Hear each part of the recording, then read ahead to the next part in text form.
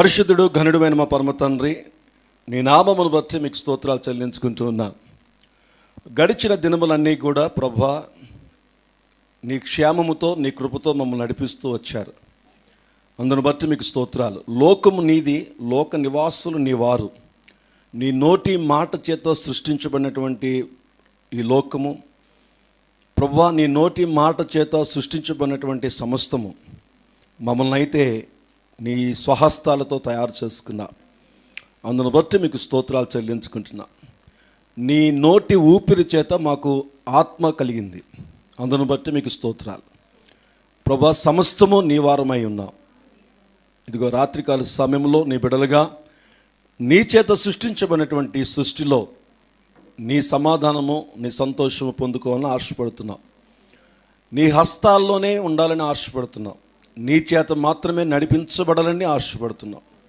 సహాయము చేయవాడుగా నీ నోటి మాట మాకు శక్తినిస్తుంది. నీ నోటి మాట మాకు బలమునిస్తుంది. మా మనస్సులు కొన్నిసార్లు బలహీనమైపోతున్నప్పుడు నీ ఆత్మచేత బలపరిచి మా యొక్క బుద్ధి లేని మనస్సులకు, బుద్ధి లేని హృదయాలకు బుద్ధి కలిగే విధంగా మీరు మాతో మాట్లాడి మమ్మల్ని బలపరచమని మా ప్రభువును యేసుక్రీస్తు వారు పెట్టి వేడుకుంటున్నాం తండ్రి. ఆమేన్. గట్టిగా చెప్దాం ఒకసారి, మళ్ళీ చెప్దాం ఒకసారి. ఆ సౌండ్ ఫస్ట్లోనే రావాలి. Praise God. ఆమేన్. ప్రేయర్ అయిపోయిన వెంటనే మనం ఆమేన్ అని చెప్తే అది కలుగును గాక. ప్రతి విషయాన్ని కూడా దేవుడు మనకి దయచేస్తున్నటువంటి మాట. సరే, మన క్రైస్తవ జీవితాల్లో జాగ్రత్తగా అర్థం చేసుకోవాల్సింది ఏంటంటే, రెండు కుటుంబాలు, ప్రభువుని అంగీకరించిన వారికి రెండు కుటుంబాలు ఉన్నాయి. ఒకటి ఆత్మీయ కుటుంబము, రెండు శారీరక కుటుంబము. 2 ఫ్యామిలీస్. ఒకటి ఆత్మీయ కుటుంబం అని పేరు, రెండవదిగా శారీరక కుటుంబం అని పేరు. ఇప్పుడు ఉన్నటువంటి మనం అందరం కూడా ఈ సంఘముగా, రివైవల్ వర్షిప్ సెంటర్ యొక్క సంఘ సభ్యులుగా ఉన్నటువంటి మనం అందరం కూడా దేవుని దృష్టిలో ఎవరు అంటే మనం ఆత్మీయ కుటుంబం, స్పిరిచువల్ ఫ్యామిలీ.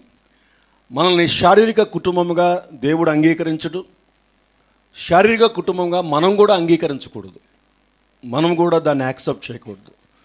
మనం చూస్తున్నానికి మనుషులుగా కనిపిస్తున్నప్పటికీ, శరీరాలు మనకు ఉన్నప్పటికీ, మనకు పేర్లు కలిగి ఉన్నప్పటికీ కూడా మనమందరము కూడా ఈ స్థలంలో ఆత్మీయ కుటుంబంగా చేర్చబడ్డాం.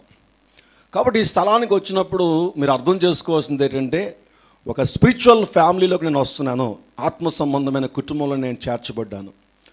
ఒక సంఘానికి నువ్వు చేర్చబడినప్పుడు, ఒక చర్చ్కి నువ్వు వెళ్తున్నప్పుడు, ఒక చర్చ్లో రెగ్యులర్ మెంబర్గా నువ్వు ఉంటున్నప్పుడు, ఆ సంఘములో ఒక అవయవముగా నువ్వు అతకబడి ఆ సంఘములో నువ్వు బలపడుతున్నప్పుడు నువ్వు అర్థం చేసుకోవాల్సినటువంటి విషయం ఏంటంటే, ఇది దేవుడు నాకు ఇచ్చిన ఆత్మీయ సంఘము, ఒక స్పిరిచువల్ ఫ్యామిలీ, ఆత్మ సంబంధమైన కుటుంబము అని అనుకోవాలి. మనందరం కూడా కుటుంబము, అందరూ కూడా అక్క చెల్లెళ్ళు అన్నదమ్ములుగా ఉండాలి.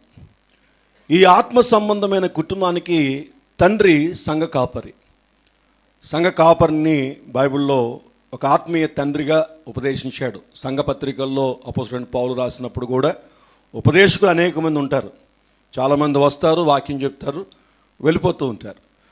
సంఘ కాపరి ఏం చేస్తాడంటే, ఇంట్లో ఒక తండ్రి లేక ఒక తల్లి ఏ విధంగా అయితే అన్ని విషయాల్లో చూసుకుంటారో, ఆ పిల్లలు ఎదిగే వరకు కూడా ఆ చిన్న పిల్లలుగా ఉంటున్నప్పుడు ఎలాగైతే ఎత్తుకుని నడిపించి, లాలించి, ఏడుస్తున్నప్పుడు ఎత్తుకుని, బాధపడుతున్నప్పుడు ఓదార్చి, తప్పు చేసినప్పుడు హెచ్చరించి, వాళ్ళకి కావలసిన విధంగా వారికి అన్ని విషయాల్లో కూడా మానసికంగా, శారీరకంగా ఎలాగైతే వాళ్ళు ఎదుగుదలకి ఒక పేరెంట్ ఉపయోగపడతాడో, స్పిరిచువల్ ఎదుగుదలకు, ఆత్మ సంబంధమైనటువంటి ఎదుగుదలకు కాపరిని దేవుడు ఏర్పాటు చేసుకున్నాడు. ఆ కాపరి ఏం చేస్తాడంటే, ఒక సంఘాన్ని ఆత్మలో ఎదిగేటట్టుగా చేస్తాడు. ఈ భూ సంబంధమైనటువంటి శారీరక కుటుంబంలో ఏ విధంగా అయితే ఒక ట్రూ పేరెంట్ని పేరెంట్ అంటారో, నిజంగా ఆ కుటుంబాన్ని పట్టించుకొని, ఆ బిడ్డల్ని పట్టించుకొని, ఆ పిల్లల యొక్క మంచి చెడ్డను చూస్తూ వారిని క్రమశిక్షణలో పెట్టే ఒక మంచి ఫ్యామిలీని గుడ్ పేరెంట్ అంటారు. లేకపోతే అదేం తండ్రిరా, ఆడేం తండ్రి, ఆడే మదర్, తప్పు చేసినా సరే ఏం చెప్పట్లేదు, అదేం ఫాదర్ రా, లేదంటే తప్పు చేసినా చెప్పట్లేదు, వాళ్ళేం పేరెంట్స్, వాళ్ళు బ్యాడ్ పేరెంట్స్ అని పిల్లలు చేసిన తప్పుకి ఎవరిని తిడతారంటే పేరెంట్స్ని తిడతారు. పిల్లల్ని ఏమనరు. వీడు ఇలా తయారు చేయడానికి గల కారణం వాళ్ళ పేరెంట్స్ బుద్ధి ఉంటే పిల్లలకు బుద్ధి ఉంటుందని జనరల్గా ఎవరైనా సరే చెప్తారు. అలాగే సంఘానికి వస్తున్నటువంటి ఆత్మ సంబంధమైన కుటుంబంలో ఉన్నటువంటి వాళ్ళందరూ కూడా మీ వ్యతిరేకతలను బట్టి పరమ తండ్రి అయినటువంటి దేవుణ్ణి తిడతారు.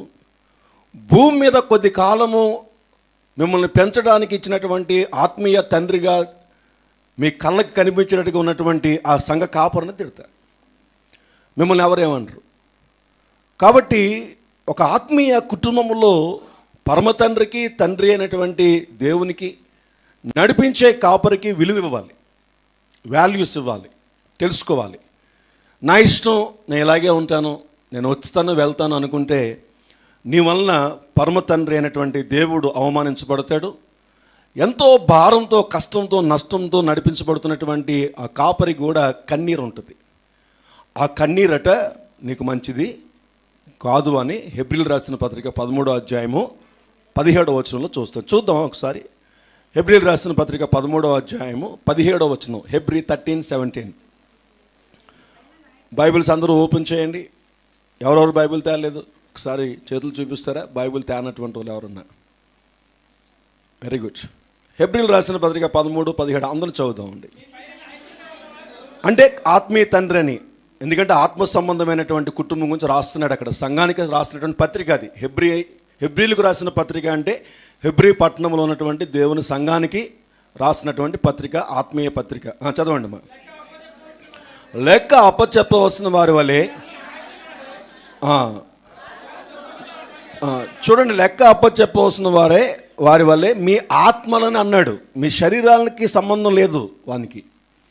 మీకున్నటువంటి వ్యక్తిగతమైనటువంటి పరిస్థితుల కంటే కూడా ఇది ఆత్మీయ కుటుంబం కాబట్టి ఆత్మల్ని కాస్తాడు ఆ కాపరి. ఆత్మ సంబంధమైనటువంటి జీవితాన్ని బోధిస్తాడు. ఆత్మల్ని కావుచున్నాడు. వారు దుఃఖముతో ఆ పని చేసిన యెడల మీకు నిష్ప్రయోజనము. ప్రభు ఏ ఉద్దేశంతో అయితే నేను ఏర్పాటు చేసుకున్నాడో, ఏ విధంగా ఆత్మ సంబంధంగా నిన్ను కట్టాలని అనుకుంటున్నాడో, దేవుని యొక్క ప్రణాళికలు నీ ఎడల ఎంత ఉన్నతముగా ఉన్నాయో, ఇవన్నీ కూడా ప్రయోజనం లేకుండా అయిపోతాయి నీ జీవితంలో, యూజ్లెస్గా అయిపోతాయి. ఎందుకంటే దేవుని యొక్క ప్రతి ఆలోచన ఆత్మ సంబంధమైనది. భూమి మీద ఉన్నటువంటి ప్రతి ఆలోచన లోక సంబంధమైనది. సో దేవుని యొక్క ఆత్మీయ జీవితంలో నిన్ను నడిపించడానికి ఏర్పాటు చేయబడినటువంటి ఒక సంఘము కానీ కాపరి కానీ నీ జీవితంలో చాలా అవసరం, చాలా ముఖ్యం. ముఖ్యంగా ఆ తండ్రి, ఆత్మీయ తండ్రి నీ విషయంలో ఏమైనా బాధపడుతున్నాడేమో, నీ విషయంలో ఏమైనా వేదన పడుతున్నాడేమో, నీ విషయంలో ఏమైనా దుఃఖపడుతున్నాడేమో, నీ నోటి మాట వలన నీ సంఘ కాపరి ఏమైనా దుఃఖాన్ని కలిగించేటట్టుగా నీ నోటి మాటలు ఉన్నాయేమో నువ్వు చూసుకోకపోతే అది నీకు ప్రయోజనం లేకుండా చేస్తాడట నీ పర్సనల్ లైఫ్లో. దేవుని యొక్క వాక్యం అది. నిష్ప్రయోజనము గనుక దుఃఖముతో కాక ఆనందముతో చేయనట్లు వారి మాట విని వారికి ఒకటే ఆనందం. సంఘ కాపరికి ఎప్పుడు కూడా ఆత్మీయ తండ్రికి. నిజమైనటువంటి పేరెంట్స్కి ఆనందం పెట్టండి, పిల్లలు మాట వింటే చాలు. ఏం లక్షలు ఇచ్చేయక్కర్లేదు. వాళ్ళేమి ఎంత ఎదిగినా సరే, ఎంత పైకి వచ్చినా సరే, ఆ తల్లి ఆ తండ్రి కోరుకునేది ఏంటి ఆ పిల్లల దగ్గర అంటే నా మాట.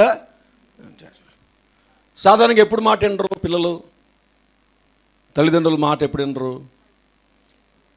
వారికి ఉద్యోగాలు వచ్చినప్పుడు, లేదు అంటే బ్యాడ్ ఫ్రెండ్స్ ఎవరైనా వారికి పరిచయం అయినప్పుడు, చెడు స్నేహాలు ఎక్కువైనప్పుడు, చెడు ప్రభావం వారి మీదకి వచ్చినప్పుడు, ఒక క్రమమైనటువంటి జీవితానికి అలవాటు తప్పిపోయినప్పుడు, సాధారణంగా ఉద్యోగాలు వచ్చినప్పుడు, వారికి కూడా కొంత చేతి రాబడి వారు చూస్తున్నప్పుడు కొంతమంది తల్లిదండ్రులను వ్యతిరేకిస్తారే, ఏంటి మాట్లాడుతున్నావు, నువ్వేంటి నాకు చెబుతున్నావు ఏంటి? ఎందుకంటే అంతకుముందు ఏంటంటే వాళ్ళ దగ్గర ఏమీ ఉండదు, ఖచ్చితంగా లోబడి ఉంటారు. ఒకసారి ఎప్పుడైతే ఇన్కమ్ చూసాడో వాడు తల్లిదండ్రులకి లోబడి ఉండరు చాలామంది, అమ్మాయి కానీ అబ్బాయి కానీ ఇద్దరిలో కూడా.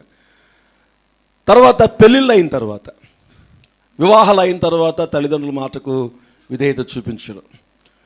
సో ఈ విధంగా అప్పుడు చాలా వేదన పడతారు, దుఃఖపడతారు ఆ తల్లిదండ్రులు. అయ్యో ఎంత పెంచాను, ఎంత చేశాను, ఈ రోజున ప్రయోజకుడిగా చేశాను, ఉద్యోగం వచ్చింది కదా, 4 రాళ్ళు సంపాదిస్తున్నాడే కదా అని వాడు నా మాట వినడం మానేశాడు, నేను తనకి శత్రువు అయిపోయానని బాధపడతారు. అలాగే ఆత్మ సంబంధమైనటువంటి కుటుంబంలో కూడా నా ప్రియ దేవుని సంగమా, నువ్వు వెళ్తున్నటువంటి సంఘములో, నువ్వు వెళ్తున్నటువంటి ఆ సంఘ కాపరిలో జీవితంలో నువ్వు ఆనందం తీసుకురావాలి. ఆ సంఘానికి నీ ద్వారా క్షేమాభివృద్ధి పొందుకోవాలి. ఆ కాపరి నీ ద్వారా ఆనందించినప్పుడు బైబిల్లో కొన్ని ఆత్మ సంబంధమైన విషయాలు నేను మీకు చూపించి రిపెంటెన్స్ గురించి మనం మాట్లాడుకుంటున్నాం కాబట్టి నువ్వు ఏ విషయంలో రిపెంట్ అవ్వాలో అన్నటువంటి విషయాలను చెప్పి మనం ముగించుకుందాం ఈరోజు. సో ఇక్కడ జాగ్రత్తగా మనం అర్థం చేసుకోవాల్సినటువంటి అంశం ఏంటంటే, ఆత్మ సంబంధమైనటువంటి కార్యాలు నీ జీవితంలో జరగాలి అంటే అది సంఘమే నీకు ఆధారం. వేరే ఆధారం ఏమి దేవుడు ఇవ్వలేదు నీకేమి. చోట్షే నీ చేతిలో ఉన్న బైబిల్ నీకు అర్థం అవ్వాలన్నా సంఘం నీకు కావాలి, కాపర్ నీకు కావాలి. దాన్ని బోధించే సంఘము, దాన్ని బోధించే కాపరి నీకు రావాలి. లేకపోతే ఎన్ని బైబిల్స్ నీ దగ్గర ఉన్నా సరే దానివల్ల నీకు ఏం ఉపయోగం ఉండదు. ఎంత వాక్యమైనా సరే నీకు ఉపయోగం ఉండదు. సో కాబట్టి ఈ ఆత్మీయ శారీరకమైన కుటుంబాల్లో మనం చూసినప్పుడు చాలా జాగ్రత్తగా అర్థం చేసుకోవాల్సినటువంటి అవసరత ఎంతైనా ఉంది. రోమీలు రాసిన పత్రికలో ఏమన్నాడంటే, ప్రసంగిలో మనం ఒక మాట నేను చూపించి అక్కడి నుంచి నేను రోమ సంఘానికి అలా నెమ్మదిగా యోహాను భక్తుడి దగ్గర కూడా మనం ప్రయాణం చేద్దాం నెమ్మదిగా. ప్రసంగి గ్రంథంలోని ఒక మాట నేను మీకు చూపిస్తాను. 12వ అధ్యాయము 7వ వచనంలో మనం చూస్తే, మొన్నైనది బైబిల్ తీయడం చాలా లేటుగా తీస్తున్నారు చాలామంది. బైబిల్ ఫట్ తీయాలి. ఇండెక్స్ బాగా అలవాటు చేసుకోవాలి, ఇండెక్స్ అర్థం చేసుకోవాలి. ఎందుకంటే బైబిల్ నీకు ఆత్మ సంబంధమైన విషయాలు నేర్పిస్తుంది కాబట్టి బైబిల్ నీకు చాలా నీ ప్రాణం కంటే ఎక్కువ చూసుకోవాలి. దీన్ని చదవండి. ప్రసంగి 12వ అధ్యాయము 7వ వచనము, మొన్నైనది వెనుకటి వలనే మరలా భూమికి చేరును. చెప్పాలి గట్టిగా, అందరూ చెప్పాలి గట్టిగా. ఆత్మ దాన్ని దయచేసిన దేవుని యొద్దకు. సో ఆత్మ అంటే దేవుని యొద్ద నుండి వచ్చినది మరలా దేవుని యొద్దకు వెళ్ళిపోతుంది. పైన కనిపించేది నీకు కనిపించేది నీ శరీరము, నిన్ను నడిపించేది మనస్సు. దేవుని యొద్ద నుంచే వచ్చే ఆత్మ నీ ప్రాణంతో లింకప్ అయి ఉంటుంది. ప్రాణం పోయినప్పుడు ఆత్మ కూడా, ఎందుకంటే జీవాత్మ అంటాడు ఆది కాండంలో, నిన్ను జీవింపచేసే ఆత్మ, ప్రాణము ఆత్మ కలిసి ఉంటాయి. సో కాబట్టి ఎప్పుడైతే నీ ప్రాణం పోయిందో మన్నులోంచి వచ్చినటువంటి శరీరం మన్నైపోతుంది, తిరిగి ఆత్మ దేవుని యొద్దకు చేర్చబడదు. ఎందుకు దేవుని యొద్దకు చేర్చబడుతుంది అని బైబిల్ చెప్తుందంటే, అది దేవుని యొద్ద నుంచి వచ్చింది కాబట్టి మళ్ళీ దేవుని యొద్దకు వెళ్ళిపోతుంది అని బైబిల్ చెప్తుంది. సో కాబట్టి ఆత్మ అన్నది దేవునికి సంబంధించింది. కాబట్టి సంఘములో దేవునికి సంబంధించిన విషయాలే నువ్వు ఉండాలి. దేవునికి సంబంధించిన విషయాల్లోనే నువ్వు ఆసక్తిని చూపించాలి. ఒక సంఘానికి నువ్వు వెళుతున్నప్పుడు, ఒక సంఘములో నువ్వు ముందుకు వెళ్ళాలని అనుకుంటున్నప్పుడు, నీ శారీరకమైన లోక సంబంధమైన విషయాలన్నీ పక్కన పెట్టి దేవునికి సంబంధించినటువంటి ఒక గుంపులోకి నేను వెళ్తున్నాను, ఇది దేవుని గుంపు, ఇది దేవునికి సంబంధించినటువంటి ఆత్మలు, దేవునికి సంబంధించినటువంటి కాపరి, కాబట్టి ఇది దేవుని విషయాలు అన్నటువంటి విషయాన్ని నువ్వు గమనించుకుని రావాలి. ఒక సంఘానికి నువ్వు వెళుతున్నప్పుడు, వేరెవర్ నువ్వు ఎక్కడున్నప్పటికీ కూడా ఒక సంఘానికి నువ్వు వెళుతున్నప్పుడు నువ్వు అర్థం చేసుకోవాల్సింది, ఒక క్లబ్కి వెళ్తున్నట్టుగానో, ఒక సినిమా హాల్కి వెళ్తున్నట్టుగానో, ఒక బంధువుల ఇంటికి వెళ్తున్నట్టుగానో, లేదంటే ఒక ఫ్యామిలీ నీ యొక్క ఫ్రెండ్స్ ఇంటికి వెళ్తున్నట్టుగానో, ఒక ఫంక్షన్కి వెళ్తున్నట్టుగానో, ఒక పెళ్ళింటికి వెళ్తున్నట్టుగానో వెళ్ళకూడదు. దేవుని సన్నిధికి భయముతో భక్తితో ప్రార్థన చేసుకోవాలి. ఇంటి దగ్గర, అయ్యా ఇదిగో నీ ఆత్మ సంబంధమైన ఆత్మీయ కుటుంబాన్ని నేను వెళుతున్నానయ్యా, నీ ఆత్మచేత నన్ను నింపు, నీ ఆత్మచేత నన్ను బలపరచు, నీ ఆత్మీయ విషయాలు నాకు నేర్పించు నాయనా అని నువ్వు ఎంతో భయంతో భక్తితో ఒక సంఘానికి నువ్వు వస్తున్నప్పుడు రావాలి. అల్లరి చిల్లరగా ఆటపాటలతో వస్తే అది నీకు మంచిది కాదు అని బైబిల్ చెప్తుంది. కాబట్టి చర్చ్ అన్నది ఆత్మ సంబంధమైంది. ఇందులో నువ్వు రిపెంట్ అవ్వాలి, నువ్వు మారు మనసు పొందుకోవాలి. ఒక చర్చ్ బిల్డింగ్లోకి నువ్వు వస్తున్నప్పుడు, ఒక మందిరంలోకి నువ్వు వస్తున్నప్పుడు, ఒక సంఘంలోకి నువ్వు వస్తున్నప్పుడు నీ మనసుని చాలా జాగ్రత్తగా పెట్టుకోవాలి. నీ నోటి మాటలు చాలా జాగ్రత్తగా పెట్టుకోవాలి. ఆ సంఘం గురించి మాట్లాడేటప్పుడు కానీ, ఆ సంఘ కాపురి గురించి మాట్లాడేటప్పుడు కానీ నీ నోటి మాట చాలా జాగ్రత్తగా పెట్టుకోవాలి. ఎందుకంటే బైబిల్ అంటుంది, ఎవరైనా నా మందిరం గురించి కానీ నా సంఘం గురించి కానీ మాట్లాడితే నేను ఊరుకోను అని దేవుడు వార్నింగ్ ఇస్తున్నాడు. దేవునికి సంబంధించిన ఏ ప్రాపర్టీ కూడా ఎవరు ముట్టుకున్నా సరే దేవుడు ఊరుకోడు. చర్చ్ గాడ్స్ ప్రాపర్టీ, ఇది దేవునికి సంబంధించింది. నువ్వైనా నేనైనా సంఘం గురించి మాట్లాడడానికి దేవుడు ఆధిక్యత ఇవ్వలేదు. కాబట్టి మనము ఏ సంఘము గురించి కానీ ఏ కాపరి గురించి కానీ మనం నోటికి ఎలా వస్తే అలా మాట్లాడితే అది నీకు శాపమే. అది దేవునితో యుద్ధం చేస్తున్నావు. డైరెక్ట్గా నువ్వు ఎవరికి వార్నింగ్ ఇస్తున్నావు అంటే నువ్వు దేవుని ప్రాపర్టీ మీద నువ్వు అజమాయిషీ చేయడానికి, వార్నింగ్ ఇవ్వడానికి ట్రై చేస్తున్నావు. దేవుడు ఊరుకోడండి. ఆయనతో నువ్వు నెమ్మదిగా ఉండాలి. ఆయన శక్తిమంతుడు, ఆయన సర్వశక్తిమంతుడు, ఆయన నిన్ను రూపొందించిన వాడు. నీ ప్రాణాత్మ శరీరాలు ఆయన చేతిలో ఉన్నాయి. నీ జీవితమే ఆయన చేతిలో ఉంది. ఆయన ఏమైనా చేయగలడు. నీకు అవసరం అనుకుంటే, ఆయనకి నువ్వు ఇష్టంగా ఉంటే, ఇష్టంగా జీవిస్తే నీ జీవితాన్ని ఎలాగైనా మార్చగలడు. సమర్థుడు, సామర్థ్యం కలిగిన వాడు, సర్వశక్తిమంతుడు. ఆయనకి ఎదురు లేదు. అన్ని నామముల కంటే పైనామము ఆయన నామము. ఏ నామము కూడా ఆయన్ని ఎదిరించి పోరాడలేదు. కాబట్టి నువ్వు ఒక సంఘానికి వస్తున్నప్పుడు అది ఆత్మ దేవునికి సంబంధించింది. ఎందుకంటే ఆత్మ అన్నది దేవునికి సంబంధించింది కాబట్టి. కాబట్టి నీలో ఉన్నటువంటి ఆత్మ నీకు సంబంధించింది కాదు, నీ శరీరమే నీకు సంబంధించింది. అది నశించిపోతుంది ఒక దినాన. ప్రాణం నీకు సంబంధించింది, అది ఒక రోజున పోతుంది. ఆత్మ నీకు సంబంధించింది కాదు, నిరంతరం ఉంటుంది. కాబట్టి నిరంతరం ఉండే ఆత్మ జీవితాన్ని బట్టే నీ శరీరము, నీ మనసు, నీ బ్రతుకు ఆధారపడి ఉంటుంది. కాబట్టి క్రైస్తవ జీవితము ఏదో మతం మార్చుకున్నాం, ఏదో బ్యాప్టిజం తీసుకుని నీటిలో మునిగేసి వచ్చేసాం, నేను ప్రభువుని నమ్మేసుకుంటా అంటే సరిపోదు. ఇది నీ ఆత్మీయ జీవితానికి సంబంధించింది, అది నీ బ్రతుక్కి సంబంధించింది. ఇప్పుడు రోమా సంఘానికి వెళ్దాం ఒకసారి. రోమా సంఘానికి అపోస్తలుడైన పౌలు, రోమా ప్రాంతంలో ఉన్నటువంటి క్రైస్తవ సంఘానికి అపోస్తలుడైన పౌలు రాస్తూ 8వ అధ్యాయంలో 14వ వచనం నుంచి మనం చూస్తే, రోమీయులు రాసిన పత్రిక 8వ అధ్యాయము 14వ వచనం అందరం కలిసి చదవడానికి ప్రయత్నం చేద్దాం. దేవుని ఆత్మ చేత ఎందరూ నడిపించబడుదురో వారందరూ. ఇక్కడ మళ్ళీ ఎవరి ఆత్మ గురించి మాట్లాడుతున్నాడు? దేవుని ఆత్మ గురించి మాట్లాడుతున్నాడు. రైట్, అర్థమవుతుంది కదండి. కంటిన్యూ చేద్దాం. ఏలయనగా మరలా భయపడుటకు మీరు దాస్యపు ఆత్మను పొందలేదు కానీ దత్తపుత్రాత్మను పొందితిరి. ఆ ఆత్మ కలిగిన వారమై మనము అబ్బా తండ్రి అని.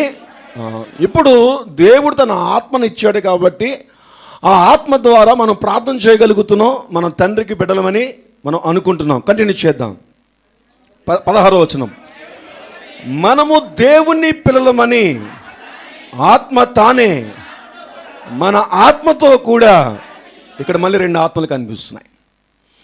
దేవుని ఆత్మ నీతో, నీ శరీరంతో, నీ యొక్క ఆలోచనతోనే మాట్లాడు. దేవుని ఆత్మ నీ ఆత్మతో సాక్ష్యం చెప్తాడు. నీ ఆత్మ ఎలర్ట్గా ఉండడానికి దేవుడు సంఘాన్ని ఇచ్చాడు. దేవుని యొక్క వాక్యము, దేవుని యొక్క సంఘము, దేవునికి సంబంధించినటువంటి సంఘ కాపరి నీ ఆత్మని కాస్తాడు. నీ ఆత్మ దేవుని ఆత్మతో సాక్ష్యముగా ఉండడానికి అనుకూలమైనటువంటి విధంగా నీ సంఘ కాపరి కడతాడు. నీకు అర్థమవుతుంది. ఎందుకంటే నువ్వు అంత లోతుగా ఆలోచించలేవు కాబట్టి. నువ్వంత పైపైన ఆలోచించే అంత జ్ఞానం ఉంటే ఇంకెందుకు? పైపైన ఆలోచిస్తావు, నువ్వు పై రూపాన్ని మాత్రమే చూస్తావు, పై మాటలు మాత్రమే వింటావు, నోటి మాటలు వింటావు, లేదా పై రూపాన్ని చూస్తావు, ఏదో చూస్తావు. ఒక సంఘానికి నువ్వు వస్తున్నప్పుడు అది ఆత్మ సంబంధమైందని, నీలో ఆత్మ ఉంది, ఆ ఆత్మలో జీవం కలగాలి. ఆ ఆత్మతో ఎవరు మాట్లాడాలంటే పరిశుద్ధాత్ముడు మాట్లాడాలి. ఇప్పుడు కంటిన్యూ చేద్దాం. మనము దేవుని పిల్లలమని సాక్ష్యం ఇవ్వాలట. జాగ్రత్తగా గమనించాలి. దేవుని ఆత్మ నీవు నా బిడ్డవి అని చెప్పాలి అంటే దేవుని ఆత్మ ఎవరితో సాక్ష్యం ఇవ్వాలంటే మన ఆత్మతో సాక్ష్యం ఇవ్వాలట.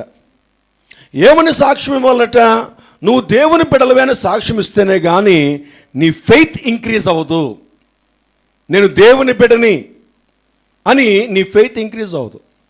ఒక చిన్న పిల్లవాడు అప్పుడప్పుడే జ్ఞానం వచ్చినటువంటి ఒక చిన్న పిల్లవాడిని ఆ తండ్రి లేకపోతే ఆ తల్లి ఇలా పైకి ఎగిరెగిరి అందుకుంటుంది అనుకోండి, వాడు నవ్వుతాడా ఏడుస్తాడా? ఎక్కువ శాతం పిరికోడు సంగతి మాట్లాడలేదులేండి, ఆడి వేరు. కొంతమంది భయపడే పిల్లలు ఉంటారు.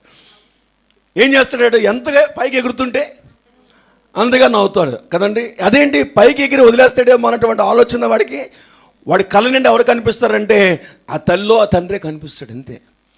పైకి ఎగిరి ఆడించినటువంటి తన తండ్రి తన తల్లి వదలడు మళ్ళీ నా అందుకుంటాడు అనేటువంటి ఫెయిత్.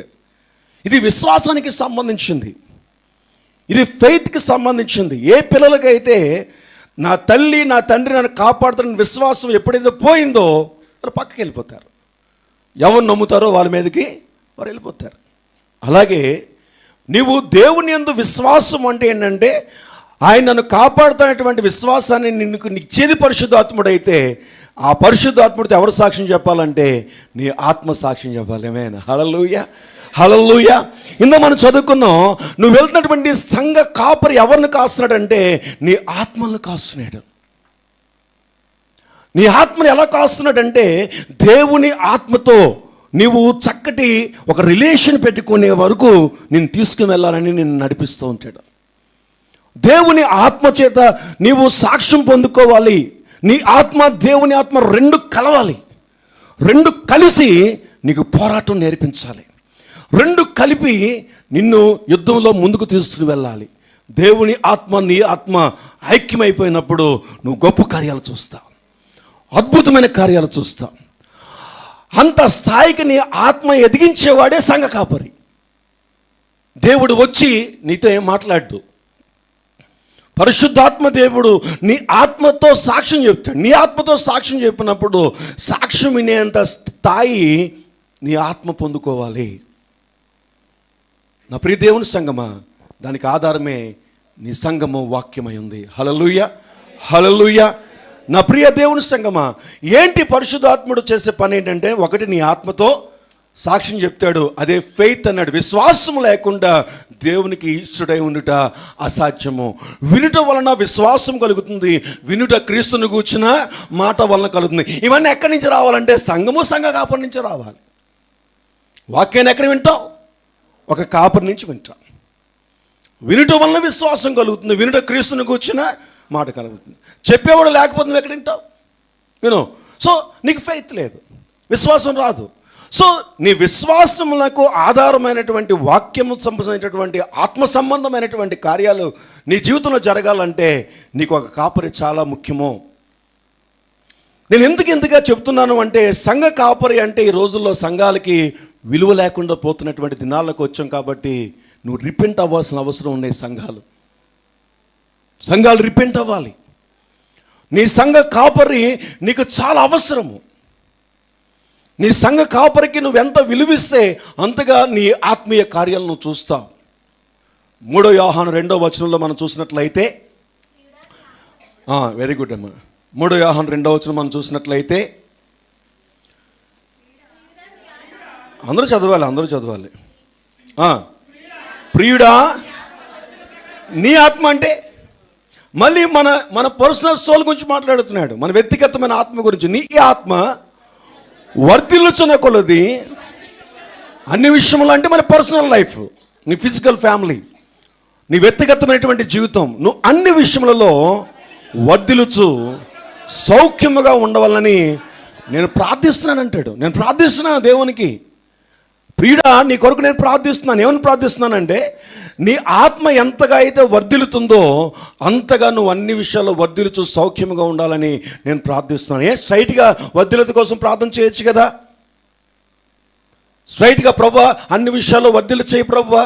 వారికి నెమ్మది లేదట, వారి కుటుంబంలో సుఖం లేదట, వారి ఉద్యోగంలో నెమ్మది లేదట, వారి యొక్క భార్యాభర్తల మధ్యలో నెమ్మది లేదట, వారి బిడ్డలకి తల్లిదండ్రుల మధ్యలో నెమ్మది లేదట, వాళ్ళ ఇంటి వారికి మధ్యలో నెమ్మది లేదట, వారి యొక్క కుటుంబస్తులకి వారికి మరి నెమ్మది లేదట. ప్రభువా నెమ్మది కలిగించు ప్రభువాని ప్రార్థన చేస్తే సరిపోయేది కదా. అలా చేయటం లేదు. ప్రియుడా నీ ఆత్మ వర్ధిల్లుచున్న ప్రకారము నువ్వు అన్ని విషయంలో వర్ధిల్లుచు సౌఖ్యంగా ఉండవాలని నేను ప్రార్థిస్తున్నానని యోహాను భక్తుడు చెప్పిన మాట మనం ఎంతైనా ఆలోచించాలి. దేవుని యొక్క వాక్యాన్ని నిర్లక్ష్యం చేయడం వల్ల చాలా విషయాలు మనకు తెలియటం లేదు.